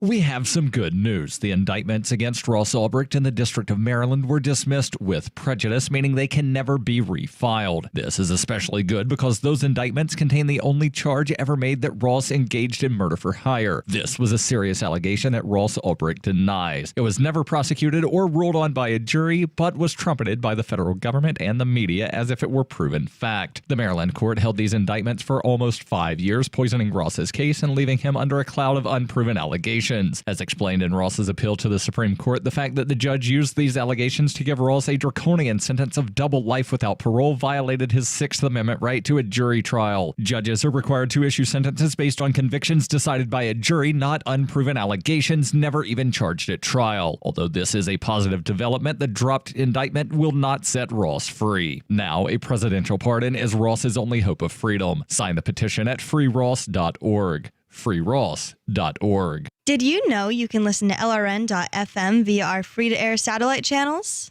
We have channels over nearly all of North America and much of Africa. All you need is an affordable receiver and a dish as small as 30 inches. There are no monthly fees. Learn more at sat.lrn.fm. Plus, if you are a broadcaster or want to be one, this is a good delivery method for our content. See our coverage maps and get details at sat.lrn.fm. That's sat.lrn.fm. sat.lrn.fm. Should you be able to earn an honest living free from senseless government interference? The Institute for Justice thinks so. That's why we've spent years defending hard-working men and women from pointless government regulations. Nationwide, IJ has created opportunity by reducing government power, but there is still more work to be done. Visit our website today at ij.org. Let IJ take care of the government so you can take care of your business. Don't miss a moment of Free Talk Live. Get our archives daily via our podcast at feeds.freetalklive.com.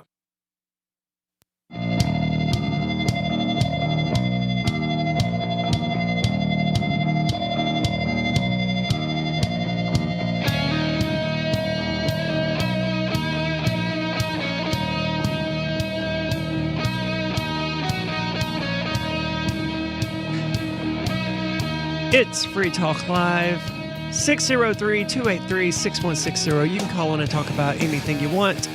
With you in the studio tonight is Arya and Conan, and I got to tell you, in the event of one of these zombie apocalypse or one of these... It's happening right now. Whatever sort of scenario is going to lead to the total collapse of society, I will be relying very much on my resources, such as gold and stuff like that, and my ability to trade gold, to think, yes, and to devise plans and ways for people to stay alive.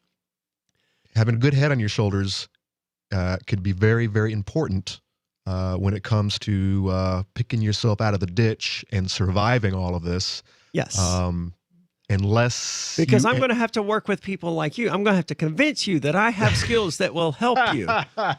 Because I'm not going to have a damn thing grown for me to eat. You're going to be working on the farm.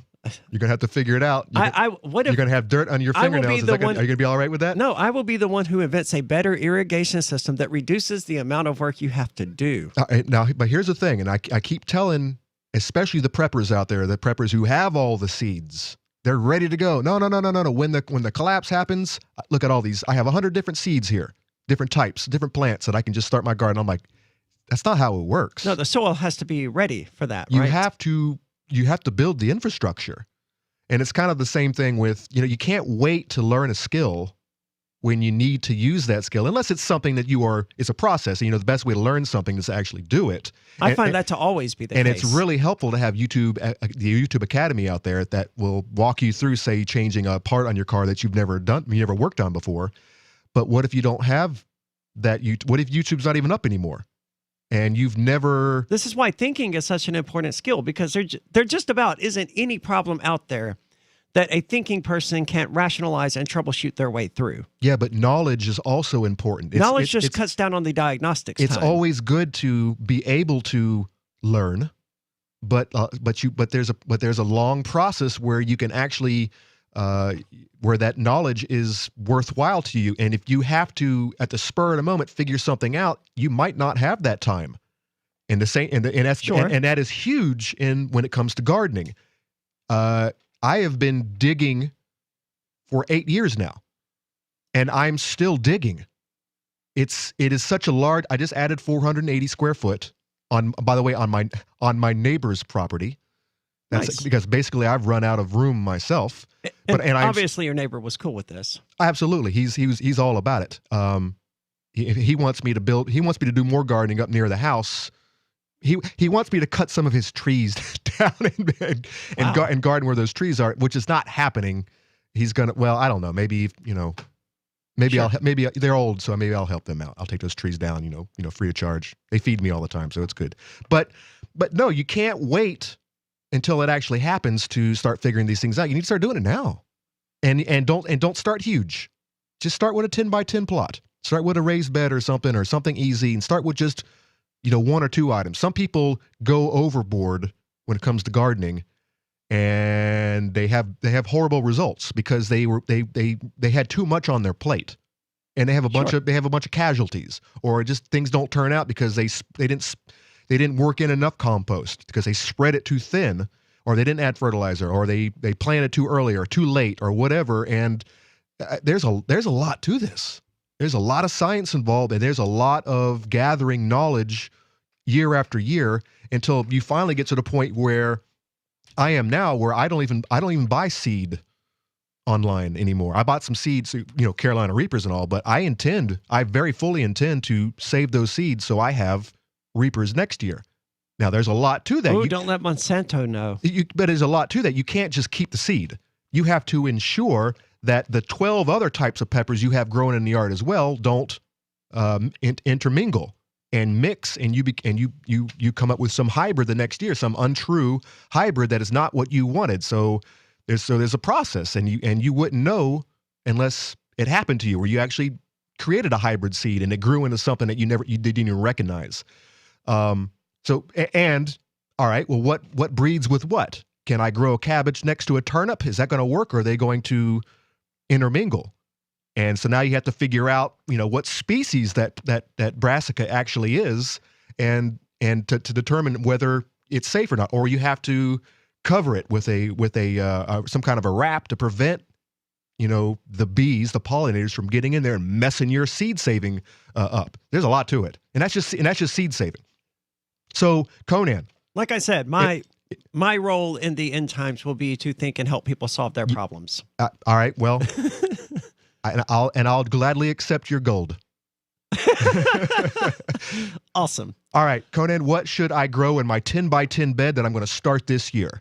I want to do something that is worthwhile and that will set me, get me started. Everyone wants to do peppers and tomatoes. That is why? Why pepper? That's the go-to. That's just their first. But tomatoes don't keep, and peppers aren't a meal. I'm saying this is what people want to do. I'm not saying this is what you should do. Right. I'm just saying. I just don't understand why people would want to do it. Because tomatoes are delicious. They are, but if your goal here isn't just to garden, but to prepare for the zombie apocalypse, well, tomatoes aren't going to last you very long in a zombie apocalypse. Well, here I have a list of 10 plants that you should grow to prepare for the zombie apocalypse. Once you get those set up, now you can start. Now you can have your tomatoes. Yes. Now you can start introducing the fun stuff, like the Reapers. So how many of these 10 things do you have growing? All 10? Almost all of them, except some southern. So we're gonna cover southern and say New England style zone, which is what some plants are you're just gonna have a hard time. And the first two are going to be, they're basically polar opposites of each other. Number one, no surprise to probably anybody. Potatoes. Welcome. Hey, Irish people. It was like your number one food staple for so many years. And look what happened when they lost their taters. Because there's more to that. There is a little bit of myth going on there, but losing that potato blight really. Well, it makes sense. Really, Potatoes really are filling and they're full of nutrients and stuff. And they store very well. Oh, yeah, that's true. They do. Potatoes are probably the ultimate survival crop. They tolerate poor soil, bear abundantly, handle a variety of climates, and are packed with calories. Space-wise, they beat the living daylights out of grains, plus they store for a very long time. In some climates, you can plant potatoes in spring and fall and get a double harvest. If you pick purple varieties, they are high in anthocyanins, though the yield I've had from them is much lower than their white cousins. So basically, I've done both. I grew potatoes in the fall, and I'm still putting them in the ground as we speak. And they're going to develop at different times. The polar opposite of that, if you say, are in Georgia, is the sweet potato, which is not actually related to the potato. It's actually no, it's not. It's a South American kind of it's a tuber. Sweet potatoes are healthier than white potatoes and provide an additional benefit. The leaves are a green vegetable with a decent-sized patch of sweet potatoes you can feed your family, plus get plenty of nutrition. Nothing says it's all well with the world like a big pile of sweet potatoes. Now, That's surprising to hear. When I was in Tennessee, I grew lots of sweet potatoes. And it was very productive plant to grow. I can't get them to do very well here at all in Zone 5B. But in Tennessee, below the midline there, they grow wonderfully. And they also create very, very nice ground cover. What I like to do is I like to actually space them between my tall upright plants, like my peppers or tomatoes or whatnot. I would grow the sweet potatoes in between them, and they would create this very lush, beautiful ground cover that would prevent, weeds from popping up. Very, very smart idea. It's such a beautiful plant. I mean, I would grow them out in front of the house just as a ground cover. All right, they don't store as well. They do store very well, but they're not potato level of storage. They're not potato level of storage, but compared to other, I'm still surprised that they're not a potato. No, they're not a potato is a nightshade, I believe. No, a tomato is a nightshade. A potato is why aren't they related? Anyways, sweet potatoes come from South America. All right, number 3 on the list. And I'm iffy on this one. I don't know that this is actually necessary. Number 3, kale. And everyone loves kale, right? I've never even had kale. I don't particularly want it. I've never heard anything good about it. I think it's blown out of proportion, especially among the healthies out there, the health nuts making their stupid kale smoothies and whatnot. I think it's been blown overboard. I eat it. I grow it every year. Sure. But I don't know that it was actually going to be on my list of necessary product to grow. It's a beautiful plant. What do you think about kale? Would you grow it to survive? 603-283-6160. It's Free Talk Live. Some of you asked, and now we've delivered. LRN.FM's live Keene, New Hampshire studio shows are now streamed in HD on Twitch. Visit our channel at twitch.lrn.fm and give it a follow. If you have Amazon Prime, you get 1 free subscription on Twitch. If you use it on our channel, Twitch will give LRN.FM a monthly piece of your Prime subscription cost. So please watch, follow, share, and subscribe to twitch.lrn.fm. That's twitch.lrn.fm. Do you feel like your nation, state, or community no longer holds your values? Have you dreamt of a place where people agree that liberty is important and are free to pursue their projects so long as they respect the property of others? There are many people just like you that are discovering freeprivatecities.com. Their social media links are at the upper right of the page at freeprivatecities.com. All skill levels will be needed when the first of the Free Private Cities opens. It's sooner than you think. Stop arguing and build. freeprivatecities.com. Bitcoin.com has launched a trading platform at local.bitcoin.com, allowing you to buy or sell Bitcoin Cash via dozens of payment methods like PayPal, Venmo, bank deposit, remittances, or meeting in person with cash. There are no ID requirements to sign up for and use the site, and all communications between buyers and sellers are encrypted. Finally, a global trading platform that respects your privacy. Visit local.bitcoin.com to get started trading Bitcoin Cash. local.bitcoin.com. Now that you've found the Liberty Radio Network at LRN.FM, you may want to help expose others to our great programs. To assist you in doing so, you'll find resources at promote.lrn.fm, including details on how to get a free bumper sticker, quarter-page flyers you can print out and distribute, banners for your website, as well as files that will allow you to make your own custom banners and graphics. Visit promote.lrn.fm and help bring new listeners to the Liberty Radio Network. That's promote.lrn.fm. You're listening to the latest episode of Free Talk Live. Hour number 3 is next after the news here on the Liberty Radio Network, LRN.FM.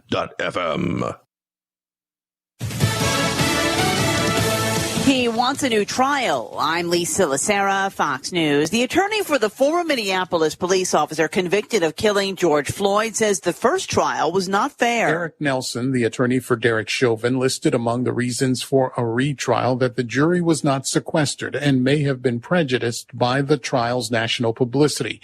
Last month, 7 women and 5 men found Chauvin guilty of murder and manslaughter after video showed Chauvin kneeling on George Floyd's neck for several minutes.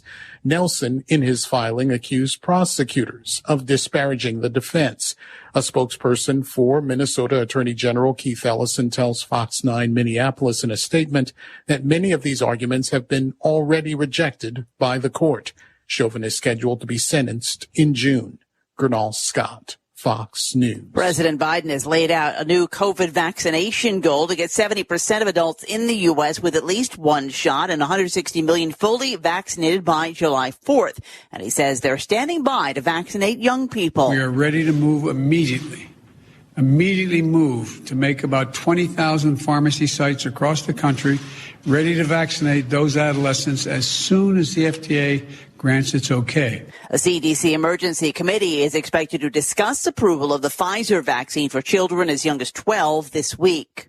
Former President Trump has launched his own social media site. Dubbed From the Desk of Donald J. Trump, the platform already features live messages from him, allowing supporters to share them to Facebook or Twitter, but they can't reply. Fox's Kristen Goodwin. Trump has been banned from Facebook and Twitter since the January 6th riot. Facebook's oversight board is expected to make a decision tomorrow on whether Trump can return. It has said that it was concerned his post could incite more violence. America is listening to Fox News. You're still running your business on QuickBooks? More like quicksand.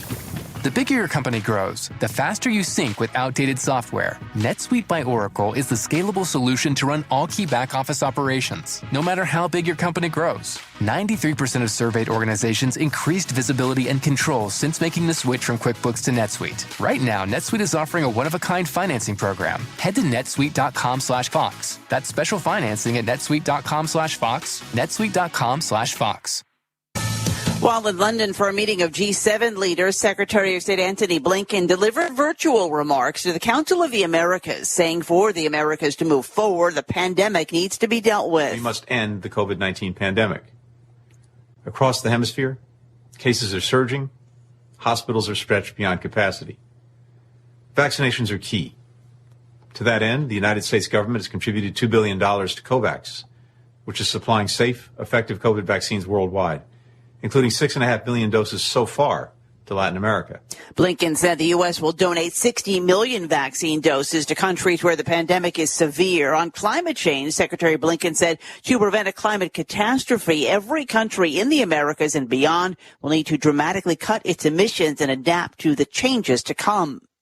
A new program in Philadelphia will send mental health specialists on some calls with police officers. The co-responder unit program will launch in a few weeks and will pair a healthcare provider with a police officer. The Philadelphia Inquirer reports that city officials say it will connect people to services, divert them from the criminal justice system, and de-escalate potentially violent situations. The co-responder model is already being done in Los Angeles and San Antonio. The change follows the October deadly police shooting of Walter Wallace, who was in mental distress when his family called 911. He was shot 14 times by responding officers when he failed to drop a knife when ordered. Tanya J. Powers. Join liberty-minded voluntarists, anarchists, and libertarians from June 28th through July 4th for ForkFest 2021 at Rogers Campground in the beautiful White Mountains of New Hampshire. ForkFest happens the week after the Porcupine Freedom Festival, and ForkFest is decentralized, which means no one is in charge. That also means there's no ticket cost. Just reserve your camping, RV site, or motel room with Rogers Campground for June 28th through July 4th. Where better to celebrate Independence Day than around other freedom-loving activists in the Shire? You can relax and enjoy the camaraderie of like-minded people, or you can create whatever experience or event you'd like others to have. If you're planning an event for ForkFest, be sure to let others know in advance. You can connect with fellow ForkFesters via the unofficial Telegram chat or the ForkFest forum. Links to those are on the unofficial website, forkfest.party. Mark your calendar for June 28th through July 4th, 2021. We'll see you at forkfest.party.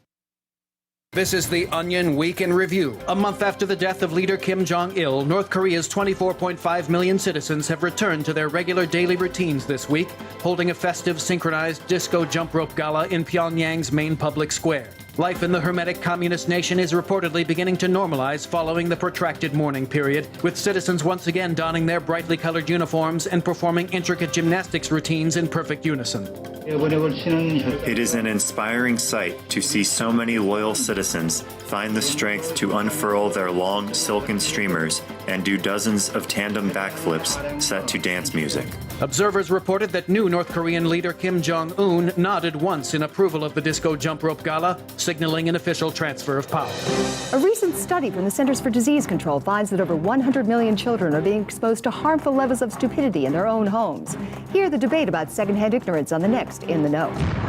This is the Onion News Network.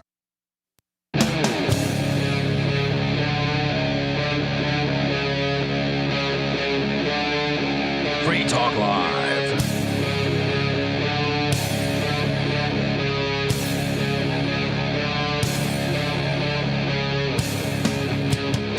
It's Free Talk Live, 603-283-6160. You can call in and talk about anything you want, 603-283-6160. With you in the studio tonight, it's Aria. And Conan. And you know, generally it's a bad idea to talk about what your real plans are during an apocalypse. Obviously, I'm not an idiot.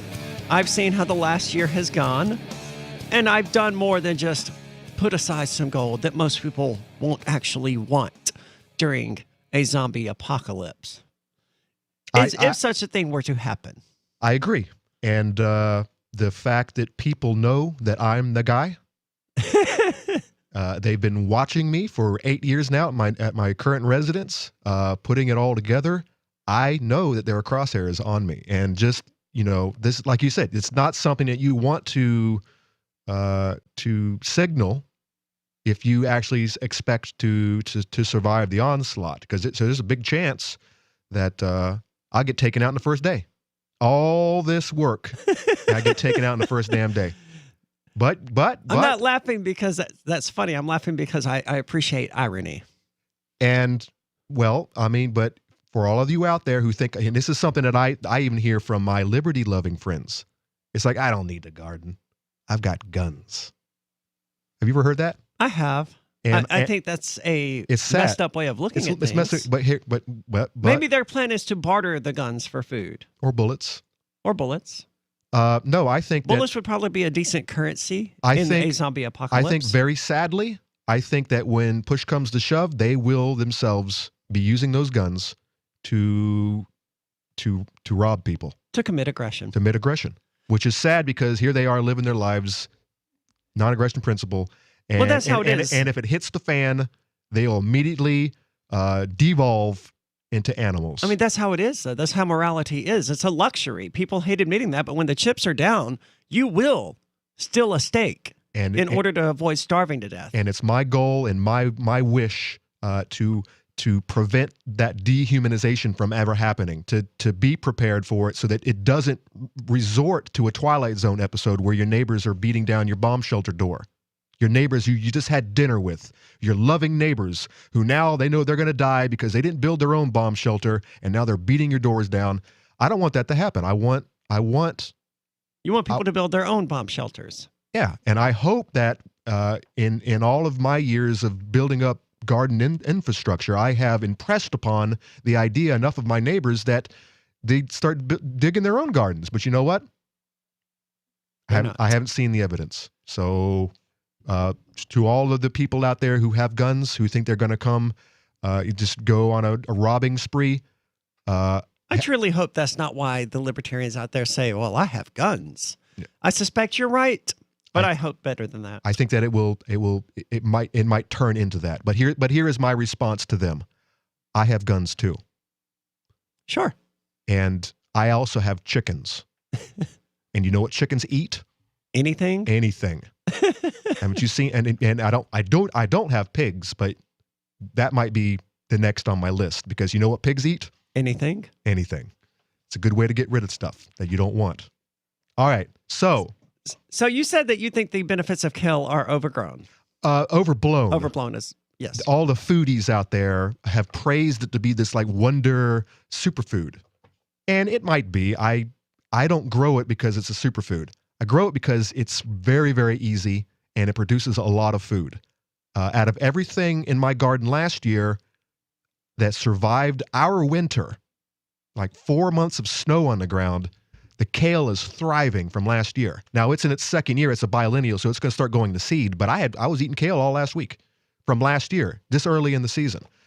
So as far as durability, especially here in New England, I definitely recommend this very easy plant. Now, is it like aloe vera in the sense that it's almost impossible to screw it up? Aloe vera dies very easy. It's a very delicate plant. What am I thinking of then? Grass. Now, I was under the impression that aloe vera was almost like impossible to screw up. It's hard to underwater it because it's so tolerant. It's almost like a cactus. But no, it's a very delicate plant that grows very, very slowly, and it's just it bruises very easy. I don't think you're thinking of aloe vera, but it's a good plant to have around, especially if you have burns and stuff. Sure. But we're talking about plants that people may want to eat in order to survive. Correct. Aloe vera is not one of those unless we start getting like herbal medicines and whatnot. And if you're making your own soap or your own shampoo or something, I'm thinking aloe vera might be something that might be on your list. But in the South, you might not have such luck with something like kale because it's going to have a tendency to want to go to seed the first year if you have really, really hot summers. Here in New England, I grew very, very early in the spring. I was eating kale the entire season, and then it actually lasted our very cold winter, and it's growing right now. I don't think our winter was that cold, was it? Not this year, it wasn't. The first winter I came up here, it was much snowier and much colder for substantial lengths of time. Last season was very mild in comparison to all previous years, in my opinion. So that might have been it. But even if it didn't survive, it's such an easy plant to grow. This is something that you want to start early. It's a brassica. So start it indoors in pots so that you can take it out basically 3 weeks ago here in Zone 5. Okay, so it's too late. No. For people who are listening. No, it's not too late. You can still start it now if you want. You're just gonna get a late harvest, and you might not get as much as you could. Okay. All right. So what's after kale? Jerusalem artichoke, which isn't, by the way, related to the artichoke at all. It's in fact related to the sunflower. And in fact, it looks kind of like a baby sunflower. I started these last year for the first time. I had never heard of them before. I have never heard of it. They're called either Jerusalem artichokes, sunchokes, or even the joke is fart chokes, because they might make some people a little gassy, but they store very well. I started these for the first time last season. I ended up buying some online for an absorbent amount, which I plan to do, by the way, myself. I'm going to start growing and selling them online for $15 a pound plus shipping. I can easily do that. But anyways, just don't tell Monsanto. Their claim to fame is they look kind of like a water chestnut. I don't know if you've had chop suey that you put in the they make and they put in cans, and you can put it in your stir fry and whatnot. Oh, then no. That is the closest I can come to comparing this to another type of vegetable. And when I say they store very well, you don't want to harvest them and then store them like you would a potato or a sweet potato. This is actually something you want to keep in the ground until you want to eat it. But they grow. They are especially in some climates an invasive plant. So basically, you were talking about aloe vera being very tolerant, which it isn't. These bad boys are extremely tolerant. I mean, you could walk all over them. You could, kick them around. You could dig them up and put them back in the ground. Like kudzu in the South. Exactly. This is something. For those who don't know what I'm talking about, someone had this brilliant idea that to stop erosion, they would bring over the kudzu vine. And it's taking over the South. And it has just completely taken over the South. Well, the definition of an invasive species. The sunchoke is something that you definitely don't want to put in your favorite part of the garden. You want to put it somewhere where you can, you could go out there with some herbicide if you stoop to that level. Okay, sort of isolate it. To isolate it, yeah. Okay. But I'm in my second year. They're already popping up as we speak. I dug some up just now just to make sure that they were doing fine. And it's a great survival food because you just dig one up when you need it. By the way, that's year round, presumably? Yep. I mean, you want to harvest in the fall. Right. But I could be digging them up right now if I was hungry. Okay. That is convenient. And by the way, the difference between a sweet potato and a potato. A potato is a nightshade from the nightshade family. I forgot.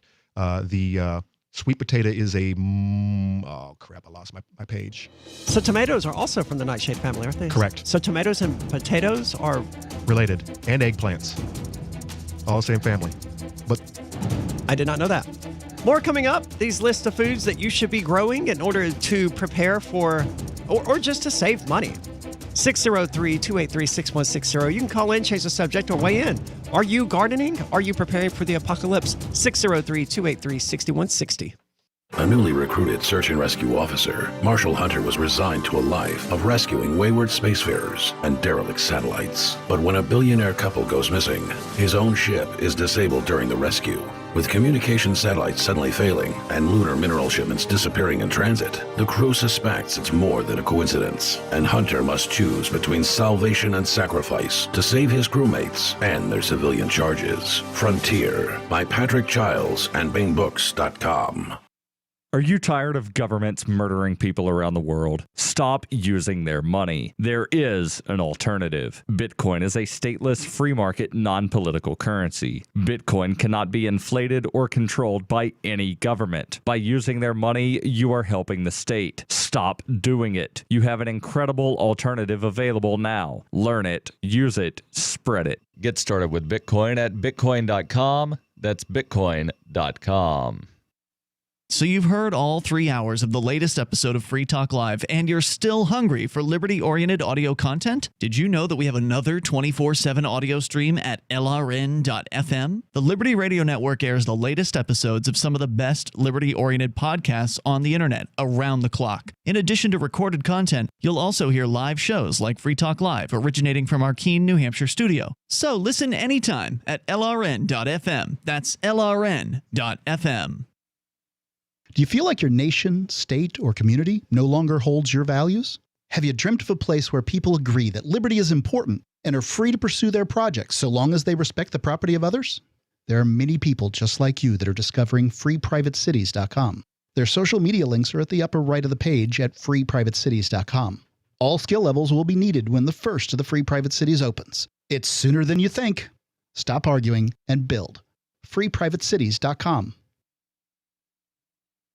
As of today, the average cost of a pack of cigarettes has gone up to 2 hand jobs and a stick of beef jerky. For more, we go now to Onion News Network prison economics expert Hal Rogan. The prison economy runs on cigarettes. They're involved in every economic transaction at some stage, from contract killings to naked woman picture acquisition. Right. That's why we've got shampoo at 6 batteries. We've got tattoos at 50 commissary stamps. Now, for what it's really like out there in the market, let's check in with major cigarette trader Big Dap Ramirez. Big Dap, nice to see you again. Thanks, Rick. Good to see you. What's happening, Hal? How's it going, Big Dap? Now, it's obviously a boom time for cigarettes right now. I'm getting a lot of hand But with jobs. prices this high, analysis shows you're going to be seeing a drop-off in real sales soon as consumers turn to smoking grass fejos. Look, we've been through this before. The market teaches us not to panic. But if I learn anything in this game, it's that a wife or girlfriend will pass off a few decks in the boneyard. Supply will normalize, and we'll see cigarettes returning to a single hand job or less. Big Dap, best of luck to you. We'll keep checking in on the story with Hal throughout the day. Thanks, Rick. Moving on to some happier news. In Atlanta today, 2 snitches were beaten to death.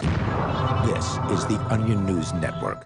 The LRN.FM social media channels have been revamped. We've eliminated Facebook and focused on other platforms like Twitter and Mastodon, the decentralized alternative to Twitter. On our accounts, you'll find posts from multiple LRN.FM show hosts together in one place. Follow us on Twitter at twitter.lrn.fm, or better yet, move to the decentralized Mastodon social media platform at toot.lrn.fm, toot.lrn.fm. I think you'll like it. Is oral health important to you? If you don't like your own teeth, fresh breath, or kissing people, then by all means stop listening. Several years ago, I met Jessica Armand, founder and CEO of My Magic Mud, and I became passionate about the product that she created and never want to live without it. It's clinically proven to whiten teeth, but I find it does much more. They want you to love My Magic Mud as much as I do, so they're giving you a money-back guarantee plus 20% off. Go to mymagicmud.com and use coupon code FTL20 at checkout. mymagicmud.com, FTL20.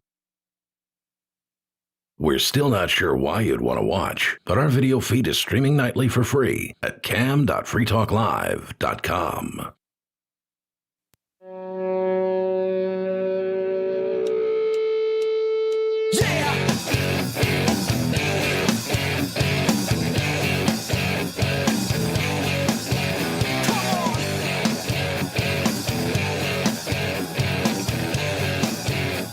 It's Free Talk Live, talk radio that you control, 603-283-6160. You can call in and talk about anything you want, such as what are you planning to do during a zombie apocalypse? I've always liked the idea of zombie apocalypses, and I mean, you know, the fictional idea and stuff like that. You mentioned I Am Legend earlier tonight. That's probably one of my favorites. But there are a lot of really good ones out there. The book or the movie? I've never read the book. I've been meaning to, but now it's just not likely to happen. The movie's fun, but it misses the whole concept, which pisses me off so much. It's not that he just changed things. Movies do that. Sure. But it's that they actually screwed up the basic concept behind the original short story, There was an alternate ending, I think, that was truer to the concept behind the short story, but I don't remember what the differences were. Yeah, I think I remember watching it, and it did make more sense. But I won't spoil it for anybody. I'll just be like, definitely the movie's fun. The book is kind of it's Will Smith, so it's good. It's damn good. I reread the book recently, and I realized that a lot of the books that I grew up with, especially the ones that were written in the 30s and the 40s and even earlier, that I loved as a kid, Edgar Rice Burroughs and Robert E. Howard, his Conan series, and in Tarzan and whatnot, and rereading them as an old man, they're horrible. And I Am Legend is kind of in that boat. It's a weird. You said it's a short story though? It's about 80 pages. It's easy. I could read that. You can read it real quick. Yeah. It's a really neat idea. I like the idea. I like the concept. I like. So what was the concept behind the book? I can't tell you. It's okay. It's okay to spoil a book. It's just not okay to spoil a movie for people. You're going to read the book. I need to be motivated to read it. I'm not. I'll tell you off air because I'm not going to spoil it for anybody else. It's the book. But they need to be motivated to read it as well. The book ending. That's all I'm going to say. It's such a punch you in the face moment, and it's like, oh, I get it now. That is a pretty neat idea. It's one of those moments. It's like, and I don't want to spoil that for you. It's like a light bulb going off. That's something I miss, man. I used to level up all the time. Yeah. When I'd figure something out, when I'd connect the dots, and I refer to it as leveling up. Well, just like in a video game, the more levels you get, the longer it takes to get the next one. Exactly. Which is where I'm at. Yeah. I don't level up anymore. It's a long grind to get to the next level. I think it's actually taking place, but there's no bell that goes off anymore. Oh yeah. It just does. I don't hear some thunder shock somewhere over in the mountains that just signaled that I leveled up. I think it's just more of a slow, soft transition, which I miss the old days, back when leveling up was a punch in the face. The ending of this book was a level up for me. Okay. I would still like to know. I'll tell you during the break. Okay. All right. When it comes to survivor food, if it grows like a weed and you can eat it, grow it. Sunchokes are one of those. They grow like that sounds like good advice. It grows like a weed. Don't put it somewhere important where you're going to have a hard time digging it up, because you will miss little bits and pieces, and then you're going to have them popping up all over when it comes springtime. So be careful with this one. Number 5 on this list, I'm kind of iffy that it should be on this list because it definitely requires real estate, and it definitely requires you to manage your crops very well, and that is corn. Corn takes up a lot of space. It requires, when you harvest it, you basically have to harvest it all at one time, and then you have to do something with it. Not only that, but it will tear your soil up. It will suck the nitrogen right out of your soil, and you will have a dust bowl. When I lived in the South, two years later, there was this farm that was being subsidized by the government, obviously. And also all that grew, was that and soy. Year after year, all they ever grew was corn. And it died and rotted year after year after year. No one was eating it? No, it died. It wouldn't come to the completion of its cycle because they had been growing only corn there for decades. Subsidized by the government. It would grow to an extent, then it would die, and that would be it. You think they were probably making a little on the side just to go throw some corn seed out there, just to prove that that property was being used for this use? Yes, I think the government was rewarding them for doing that. They're like, hey, we need someone to grow corn, and they were like, we'll do it. And they're like, oh no, it died again. And the government's like, okay, here's your check. Try again next year. That makes perfect sense to me. I like corn. I love corn on the cob. Okay. I love it. I do grow corn. Corn is okay, but I think this is one of them you can kind of move to the very end of your list. This isn't something that corn isn't like packed with nutrients or anything like that, is it? A little bit, but not a whole lot. But now here is one reason why you would want to. First of all, corn is delicious. If you have room for it and you can manage your soil, you're going to have some great corn you can put in your freezer, and then you have all of that green product that you could feed to your livestock. Someone else in the DLive chat at dlive.freetalklive.com mentioned another really good zombie apocalypse style movie, and that was I've already Book of Eli. Yeah, I didn't even see DLive, and I knew that was that was interesting. That was a good one. It's a fun one because it has the I like how he was like a samurai, except his book he was a spiritual samurai. Sure. And then you had. But you know what? Now I'm failing to remember what the movie was all about, except that he was... Well, it was about this guy trying to transport a Bible to a city.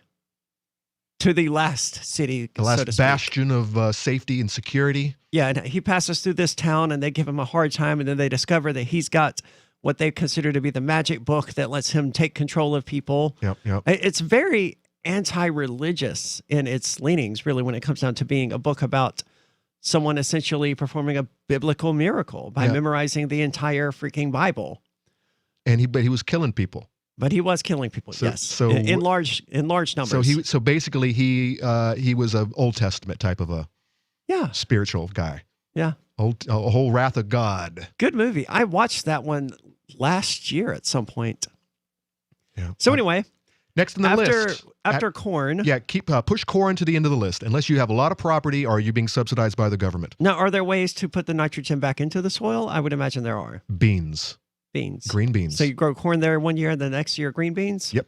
Okay. Now there is a method supposedly our Native American ancestors here on this country, on this continent, performed, which is the Three Sisters technique, where they will grow corn, and in between they would grow squash, which is basically provides a ground cover. It's going to prevent competing weeds from popping up and doing their nastiness. And then you grew pole beans at the base of the corn to grow up the corn. So you have all these because what puts nitrogen back in the soil? Green beans. You grow them right there at the corn. So you don't have to do any kind of crop rotation the next year. You just grow them both at the same time. That's clever. I have not had good results. Basically, my problem is it sounds like it wouldn't be easy to achieve. Basically, the problem I have is my pole beans always pull my corn stalks down to the ground and just cause a big mess. And eventually you're going to be harvesting the corn, and your corn stalks are going to die, and then your beans don't have anything to hang on. The corn that does manage to survive standing up, it just makes a big mess. It's just messy. I don't like it. 603-283-6160. More ways to survive the apocalypse coming up. This is Free Talk Live. Free Talk Live. How can you be a good human being by putting someone in a cage who has not ever hurt another person? Are we a country of laws or not? No, we're not. We're not. No, okay. you are not. Did Charlie Rangel go to prison for fudging his tax returns? Have you ever seen a police officer pull over another police officer for rolling through a stoplight? No, we are not a country of laws. But Charlie Rangel and all that other stuff, okay, they got out of it. Okay, that's true. But we, me, you, everybody else, everybody that I'm at the stoplight with, We're stopping at this stoplight because it's a law to stop at this stoplight. Yes, the serfs have to obey the law. I agree with you. In a country of laws, every human being has to obey the laws. We are in a class-based system, and you are the lowest portion, unless you're a cop who hasn't mentioned it yet. You have never been outside this country, have you? I have been to 24 countries. Free Talk Live, 7 nights a week from 7 to 10 Eastern, live on the Liberty Radio Network at LRN.FM. This is novelist Tom Robbins. When my mother was diagnosed with glaucoma, her conservative Virginia physician told her there was only one treatment that might ease her pain and save her eyesight. That treatment was medical marijuana, which he could not prescribe. I offered to get her some and teach her how to use it effectively, but my father objected because marijuana was against the law. So my mother, who loved to read and walk in nature, was condemned to grow cruelly, unnecessarily blind. Tragedies like this happen all the time, but they don't have to keep happening. To learn more about medical marijuana, call the Marijuana Policy Project at 1-877-JOIN-MPP or visit them on the web at mpp.org.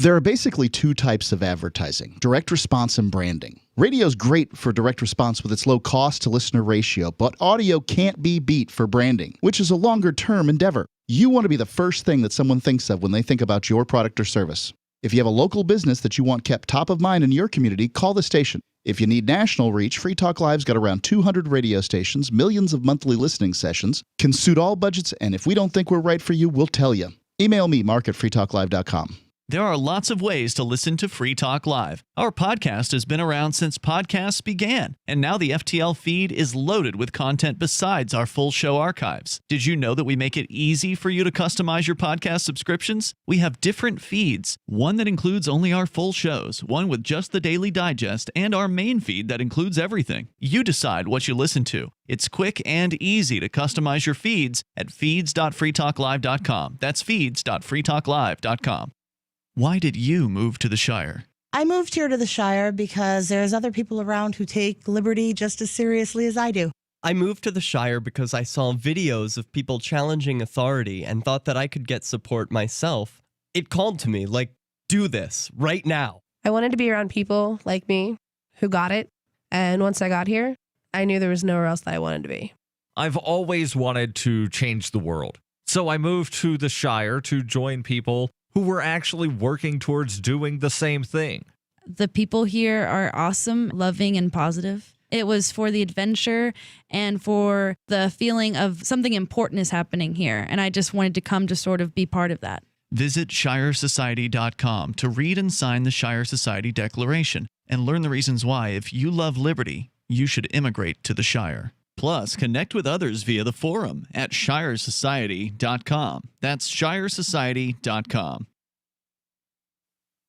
Yep, we still do email. Drop your email address in the entry box at freetalklive.com, and you'll be kept in the loop with Free Talk Live.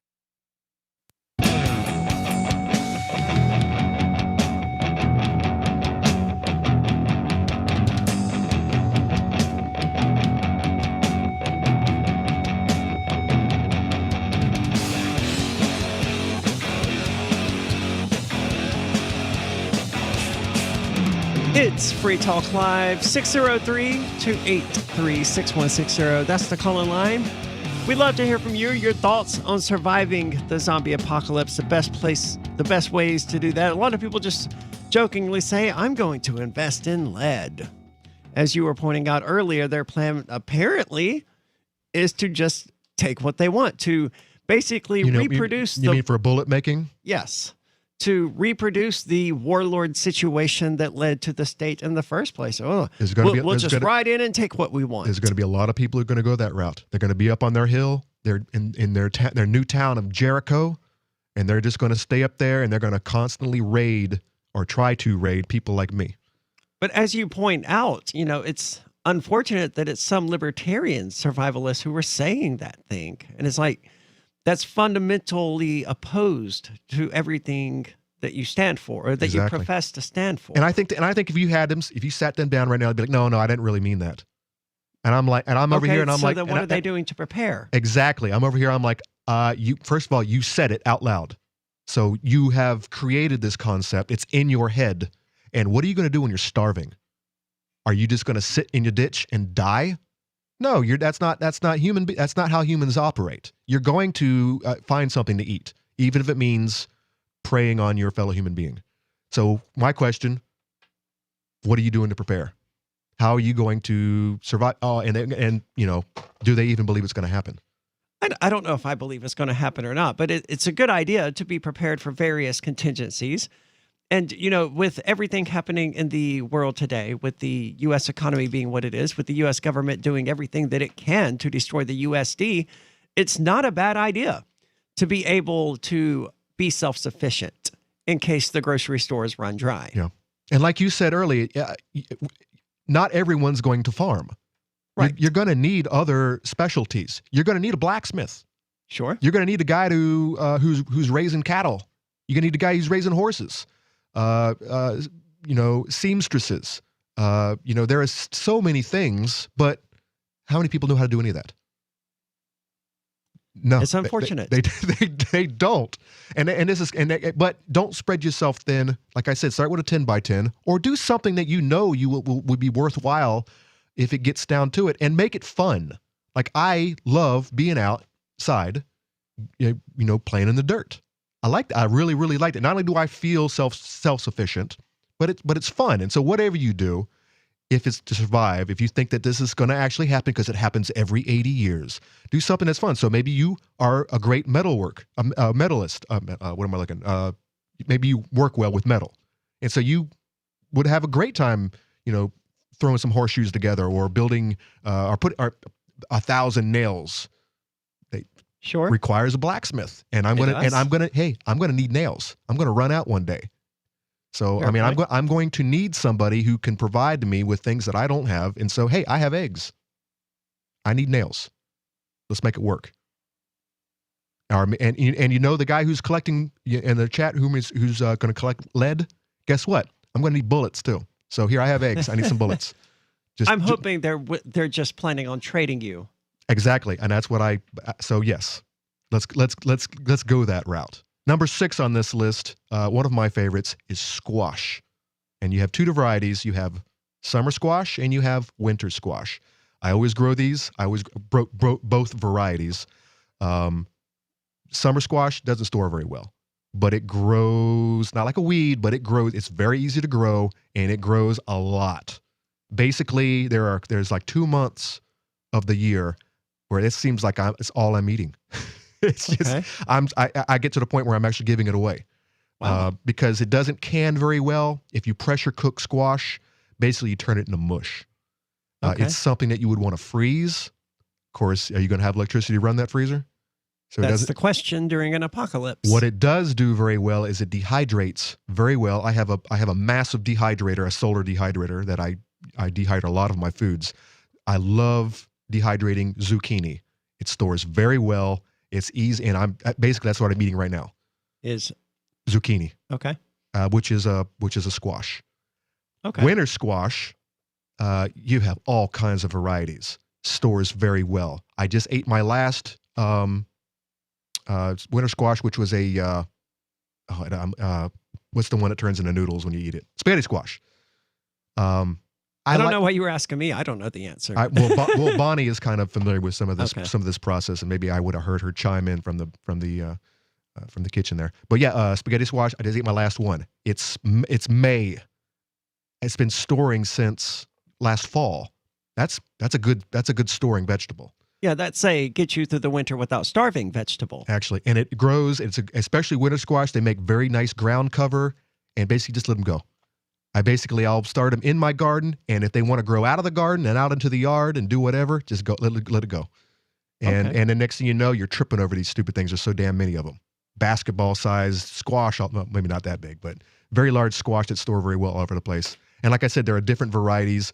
I like spaghetti squash because it's called that for a reason. When you actually prepare it and you spoon it out, it's like spaghetti noodles. the neatest thing. And it's great with tomato sauce. I don't think I've ever had spaghetti squash. But then you have like your butternut squash and whatnot. There's all kinds of varieties. Pick one. It's going to get big. Zucchini. What happens if you pick several? They compete for resources and aren't successful? You make sure they have room to so they don't interfere with each other. It's going to be a lot harder to seed save because they're going to mix. So basically, when it comes to a squash, basically you are going to want to cover your blooms. Squash is self-pollinating. You have two blooms. You have a male and a female. Basically, you're going to want to cover your female bloom with some kind of a wrap, as well as your male bloom, until it opens. And then you're going to want to take your female petals or stamen, and you're going to want to actually self-pollinate your female. Some good old vegetable sex going on there, and then you're going to and you're facilitating this. Natural insemination. So and then basically you cover it back up because you don't want the pollinators to get in there and screw it up. By pollinators, you mean like bees and wasps and stuff? stuff? Wasps, flies. They're all kinds. It's a lot of people are not aware that it's not just honeybees that do pollinating. Which, by the way, I'm going to try to start this year. By the way, well, they all love the sugar. That's what they're after. If they're in your plant, if they're in there digging around, they're trying to get that sweet nectar. Yeah. More. I didn't know that people thought only honeybees did that. No, it's just about every type of insect. Well, you hear about the bee decline in this country, which was actually happening, and maybe it's not happening anymore. I'm not really sure on that because it seems like there's some kind of a resurgence, and a lot of the speculation was Monsanto or maybe it's beekeepers who are keeping their bees alive with sugar water, and it was killing off. It's called hive collapse or something like that, where whole hives would just disappear. Whole colonies would just be like, and the next day what happened? Either all dead on the ground or they just up and left. And so there was a lot of speculation on what was going on, and people were worried that if we lose the honeybees, nothing will grow anymore. And it's like, yeah, they're not the only bug on the planet that pollinates. There's a lot of, in the first couple of months, like right now, the only thing I have in the garden is wasps, big red wasps, and they're doing the same thing. God, it's like, I hate those big red wasps, man, and they're smart. Please, people, don't kill the wasps. Even the big red ones, unless they're right in front of your security camera, and you have this big bulbous wasp butt climbing across your camera every 5 minutes. That thing's dying quickly. No, they eat the caterpillars that consume your crops. Let them live. Like I was just telling you in the last segment about this parasitic wasp that lays its larva in the stupid cabbage moth, and they eventually eat their way out. Is this the red wasp that does that? No, it's another crazy looking. It almost looked kind of like an alien. It's so crazy looking. I didn't think so because I'm from the south where the red wasps they would get enormous, man. Terrifying things, and just the idea of being stung by one of those, none of them ever stung me. The only wasp that I will not tolerate are hornets. Yeah. Kill them with fire, because those things are ornery. They will bite Yellow anything. jackets, too. They will bite anything. They're nasty little guys. 603-283-6160. You can call in, weigh in with your thoughts. 603-283-6160. I'm grateful to have heard from some of our satellite listeners recently. I appreciate knowing that people are out there who like what we do and are willing to support it financially.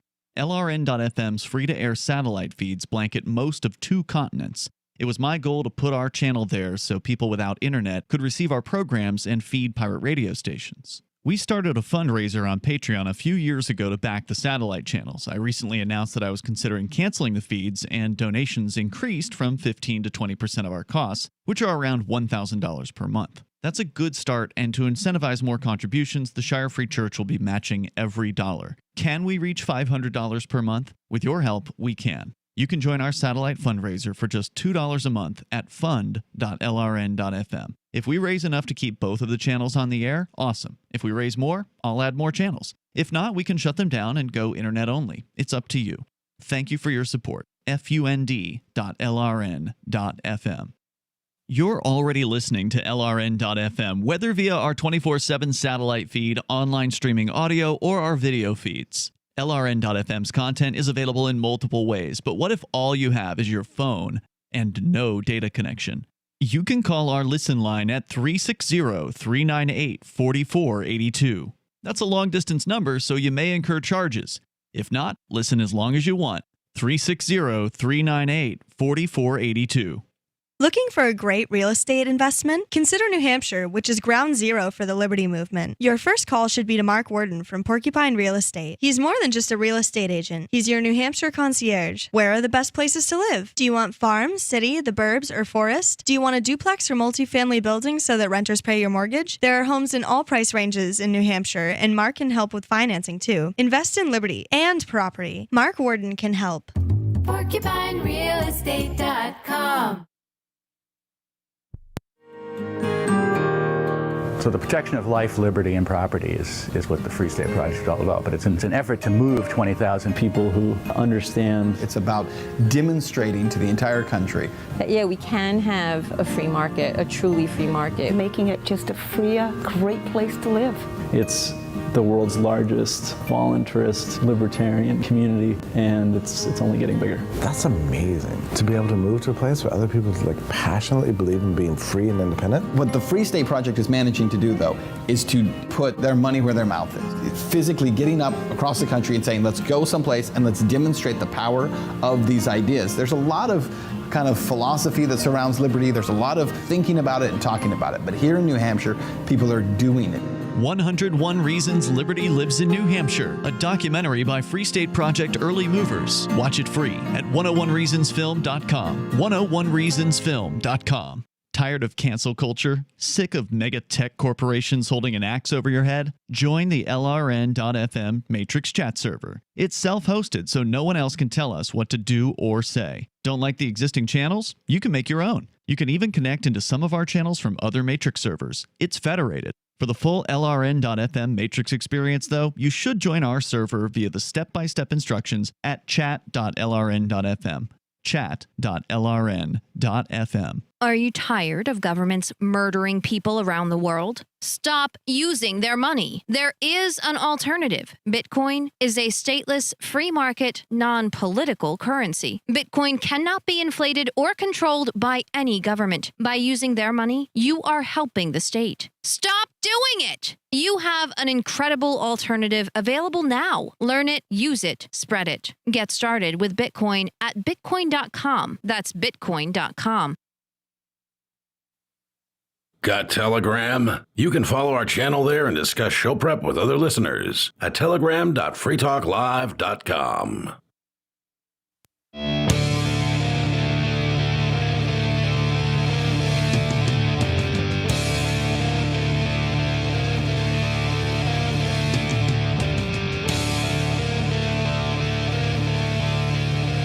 It's Free Talk Live, 603. Oh, never mind. It's the final segment of the show.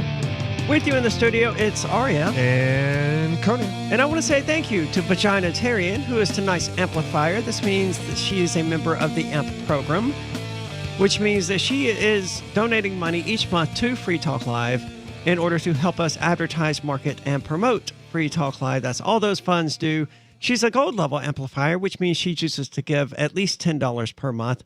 So Vaginitarian, thank you so much for that. If you want to help the show, if you want to help us reach a larger audience, if you appreciate what we do here, then joining the AMP program is the best way to do that. Check it out, amp.freetalklive.com, amp.freetalklive.com. Now, Conan and I were just discussing, keeping in mind that the possibility of an actual zombie apocalypse, as we would recognize from a Hollywood movie, is extraordinarily unlikely. Probably not scientifically possible.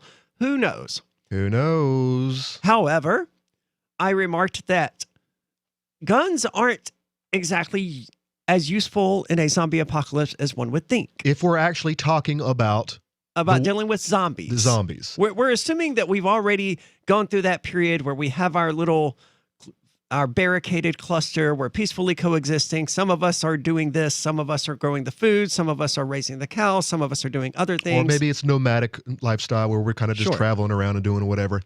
Your statement has been one of my pet peeves for ever since I've watched zombie films. Because they're all about the guns. It's all about the guns. And why? Guns run out of bullets eventually. Guns get wet. Guns have to be reloaded in the middle of a zombie horde. Exactly. Your ammo gets wet. But basically, you run out of it eventually. It's also very, very loud. Oh, that's a good point. So I mean, you're sneaking up, and you need to take some of these predators out silently, and you don't want the 30 sitting over there on the other side of the hill to figure out where you're at and come running for you. A bow would also be good. Because if you could, well, here's the question. Here's the big question. So now, what kind of zombies are we talking about? Are we talking about slow shuffling zombies? Are we talking about sprinter zombies? I don't think the slow shuffling zombies are as plausible as the fast zombies. I think if we're going to have this conversation, it's got to be the fast zombies. Okay, are they actually dead? Or in a, say, like 28 days later, is there actually, blood flowing through those veins, and you can actually cut their head off, and that's it. It's a killing blow. Let's assume that cutting their head off is a killing blow. Okay, because the dead, you basically have to pulverize them, and you have to dismember them, which is where we're going with this kind of. But I think that's a bit beyond your ordinary zombie. I think shooting them in the brain, damaging the brain, destroying the brain. Yeah. Should be sufficient for this discussion. I don't agree with the bow and arrow, especially trying to kill a moving target that is hard to kill already because it's kind of dead, but it's not, because we're talking about 28 days sprinter zombies. I don't know why, but for some reason I assumed the zombie was like a sentry in some guard tower somewhere, being distinctly unzombie-like. If you could kill them like a human, then so maybe a chest shot. Because I mean, it takes you guys keep in mind in most lore, a chest shot won't kill a zombie. It won't kill a human either. It might take an hour. They might have to bleed to death. There's a good reason why when bow hunters shoot something, they just sit there and let it run off, and basically, and they don't chase it down, because they're going to chase it further into the woods, and hopefully they're crossing their fingers. Hopefully the stupid thing sits down and bleeds to death, and is. Because that's because bows aren't effective like that. Right. I would not use it I would not want to use it in a battle where I was on the front line. No, certainly not. Now, if I had my hack and slash guy up front, my tank, I would like to be that bowman back there on who in wouldn't? the turret. By the way, my go-to character in pretty much every game out there is either a caster and or a bowman. So I mean, no one wants to be the guy up there at the front facing the zombie horde with the axe. I think some people get into it. They get that berserker rage, and they start feeling it. I would for sure be the one in the back, like, yeah, I thank you for serving. I'm going to be back here with the bow. Yeah. Good luck. Now you said axe, and I'm like, let's step axe this is up. Good. Let's step this up. The good thing about an axe is you can actually use it for multiple things. Yes. You could cut things. You could cut trees down with it, so you have firewood, and or you can build your hut, and you can also split some heads open. So 20 years, at least 20 years, my whole life, this has always been a pet peeve. No guns, all guns, and no one's got a damn sword. Or an axe. And then finally, Walking Dead, and you got Michonne or whoever it is, the samurai girl, the black samurai girl, and it's like, finally we have somebody who's actually using her head. She can just cut heads off. I've never seen it. Pun intended. Right. Huge problem. Those swords are not very strong. They lose their edge very quickly. They break very easily. No weapon is perfect. I would not recommend a samurai sword for hacking on zombies. A samurai sword? Absolutely not. What I would recommend is maybe a big two-hand or a bastard sword and or a short sword that can retain its edge well, but it doesn't really matter because it's really a lot about the weight. Yeah. A lot of that is just going through skin and tissue because you just swung it over your head and you right into someone's neck. So the sharpness is important, but it doesn't really need to be that sharp. Well, isn't the mythology of zombies that they have tougher skin than humans do? Don't know about that. I know that supposedly D&D rules, maces are being used. You use maces against zombies for whatever reason because I think you break bones. I'm not zombies, but skeletons. So if they're walking skeletons, then you would want a mace.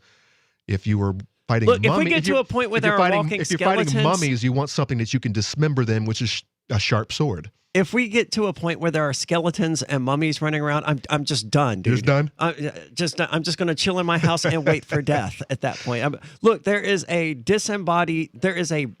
bone body outside my window. I'm done. Call me out. I'm done. At least in 28 days later... Were there skeletons in 28 days later? No, they eventually died. They ran out of things to eat. There were skeletons? No, there wasn't. But I mean, they eventually came to a point where they ran out of people to infect, and so there was actually light at the end of the tunnel. But then you had 28 weeks later because someone made a mistake. I won't spoil anything. I've never seen any of these. Oh, wow. Definitely recommend both of those.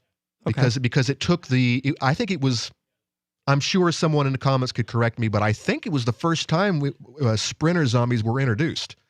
And they're horrifying, man. Yeah, those are the scary ones. The stupid, slow, lumbering ones, those aren't the ones anyone really needs to worry about. Why are you even afraid of any of this? Unless just outrun it. And that's why in Walking Dead, which by the way is just gone to complete garbage, they never had a hard time against like single, slow, slumbering zombies. It was zombie herds. Sure. Where it was just thousands and thousands. They all smelled each other and they came together and they're just walking like buffalo. Well, it would be a lot harder. That was scary. It would be a lot harder to deal with a horde of zombies than it would be one zombie. I mean, easier. But I'm sorry. Yeah, harder to deal with a horde than a single, yes. Yes, but I mean, still, the horde is slow moving. You could probably just go around them. That's kind of what they kind of tried to do often. That would be what my suggestion as far as the plans go. Instead of trying to go through them or anything like that, just go around them. We move faster than they do. Yeah. So I think swords, definitely good. Axes, definitely good.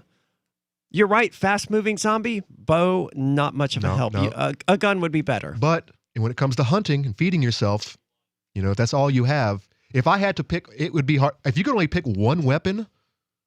Ooh, what would be your one weapon to stay alive during the zombie apocalypse? I would want a sword. I would want a bow, but I think I'm going to go with axe. I think I would go with an axe as well. Just because if I needed to take down a door or whatever, I have the means of doing that. And not the double-headed axe, but a single-bladed axe with a blunt back. So you can use it for a hammer. Like a woodcutter's axe. You could use it for cutting, and you can also use it for splitting skulls. I think I'm going to go with axe. See, I think I would go with the full-blown battle axe. Double-bladed. If we're going to do this, I want to be able to do it properly. I think there's some weapons specialists out there who specialize in these things that will say that you're an idiot for... I'm sure they would. For thinking that a double-bladed axe is going to even work the way that you want it to. The same way everyone wants the samurai sword when they really want a halberd and they want to be standing with a bunch of their dudes all in a line so that when the cavalry comes, they're going to tear you up, horsey boy. Well, I definitely would agree that an axe would be the way to go. If you could only pick one weapon to survive as long as possible in the zombie apocalypse, and the utility of having a single-bladed axe with the dull part on the other side that you could use as a hammer or whatever, that's certainly a bigger advantage than just having another blade. I agree. Well, I don't think this is going to ever happen. I don't either. But it's fun to talk about. But I own a very expensive, very sharp bastard sword. It's huge. It's almost as long as me. Thanks for listening to this zombie talk. Online in the meantime, head on over to Free Talk Live and check out the AMP program, amp.freetalklive.com. The Terran Federation and the Terran League have been killing each other for decades. Sheltered, wealthy, and light years from the threat, the members of the 500 have no interest in changing that. When Rear Admiral Terrence Murphy is given governorship of a backwater system, a risk-free path to wealth and power is his for the taking. But Murphy is a man of honor, duty, and responsibility. He intends to stop the killing, whatever the cost. Governor, by David Weber and Richard Fox, from BaneBooks.com. Are you tired of governments around the world killing innocent people? Stop using their money. There is an alternative. Bitcoin is a stateless, free market, non-political currency. Bitcoin is money that cannot be inflated or controlled by any state. By continuing to use their money, you're perpetuating the killing. Stop doing it. You have an incredible alternative available to you now. Learn it, use it, spread it. Get started with Bitcoin at Bitcoin.com. It's Bitcoin.com. So you've signed the Shire Society Declaration and are planning your move to New Hampshire to be around more liberty-oriented people. Next, sign up for the Shire Society Forum at forum.shiresociety.com. There are a bunch of people there who are already in the Shire, and they want to meet you. If you're already in the Shire physically, you should also come by the forums. Remember, not everyone uses Facebook. New people are signing up for the Shire Society Forum every month, so drop in and say hello at forum.shiresociety.com.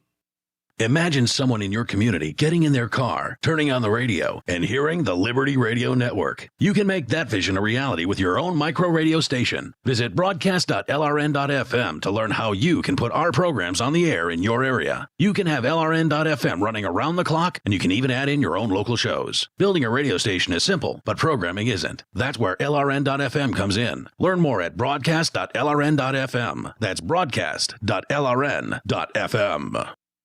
The latest episode of Declare Your Independence with Ernest Hancock is next after the news on the Liberty Radio Network at LRN.FM.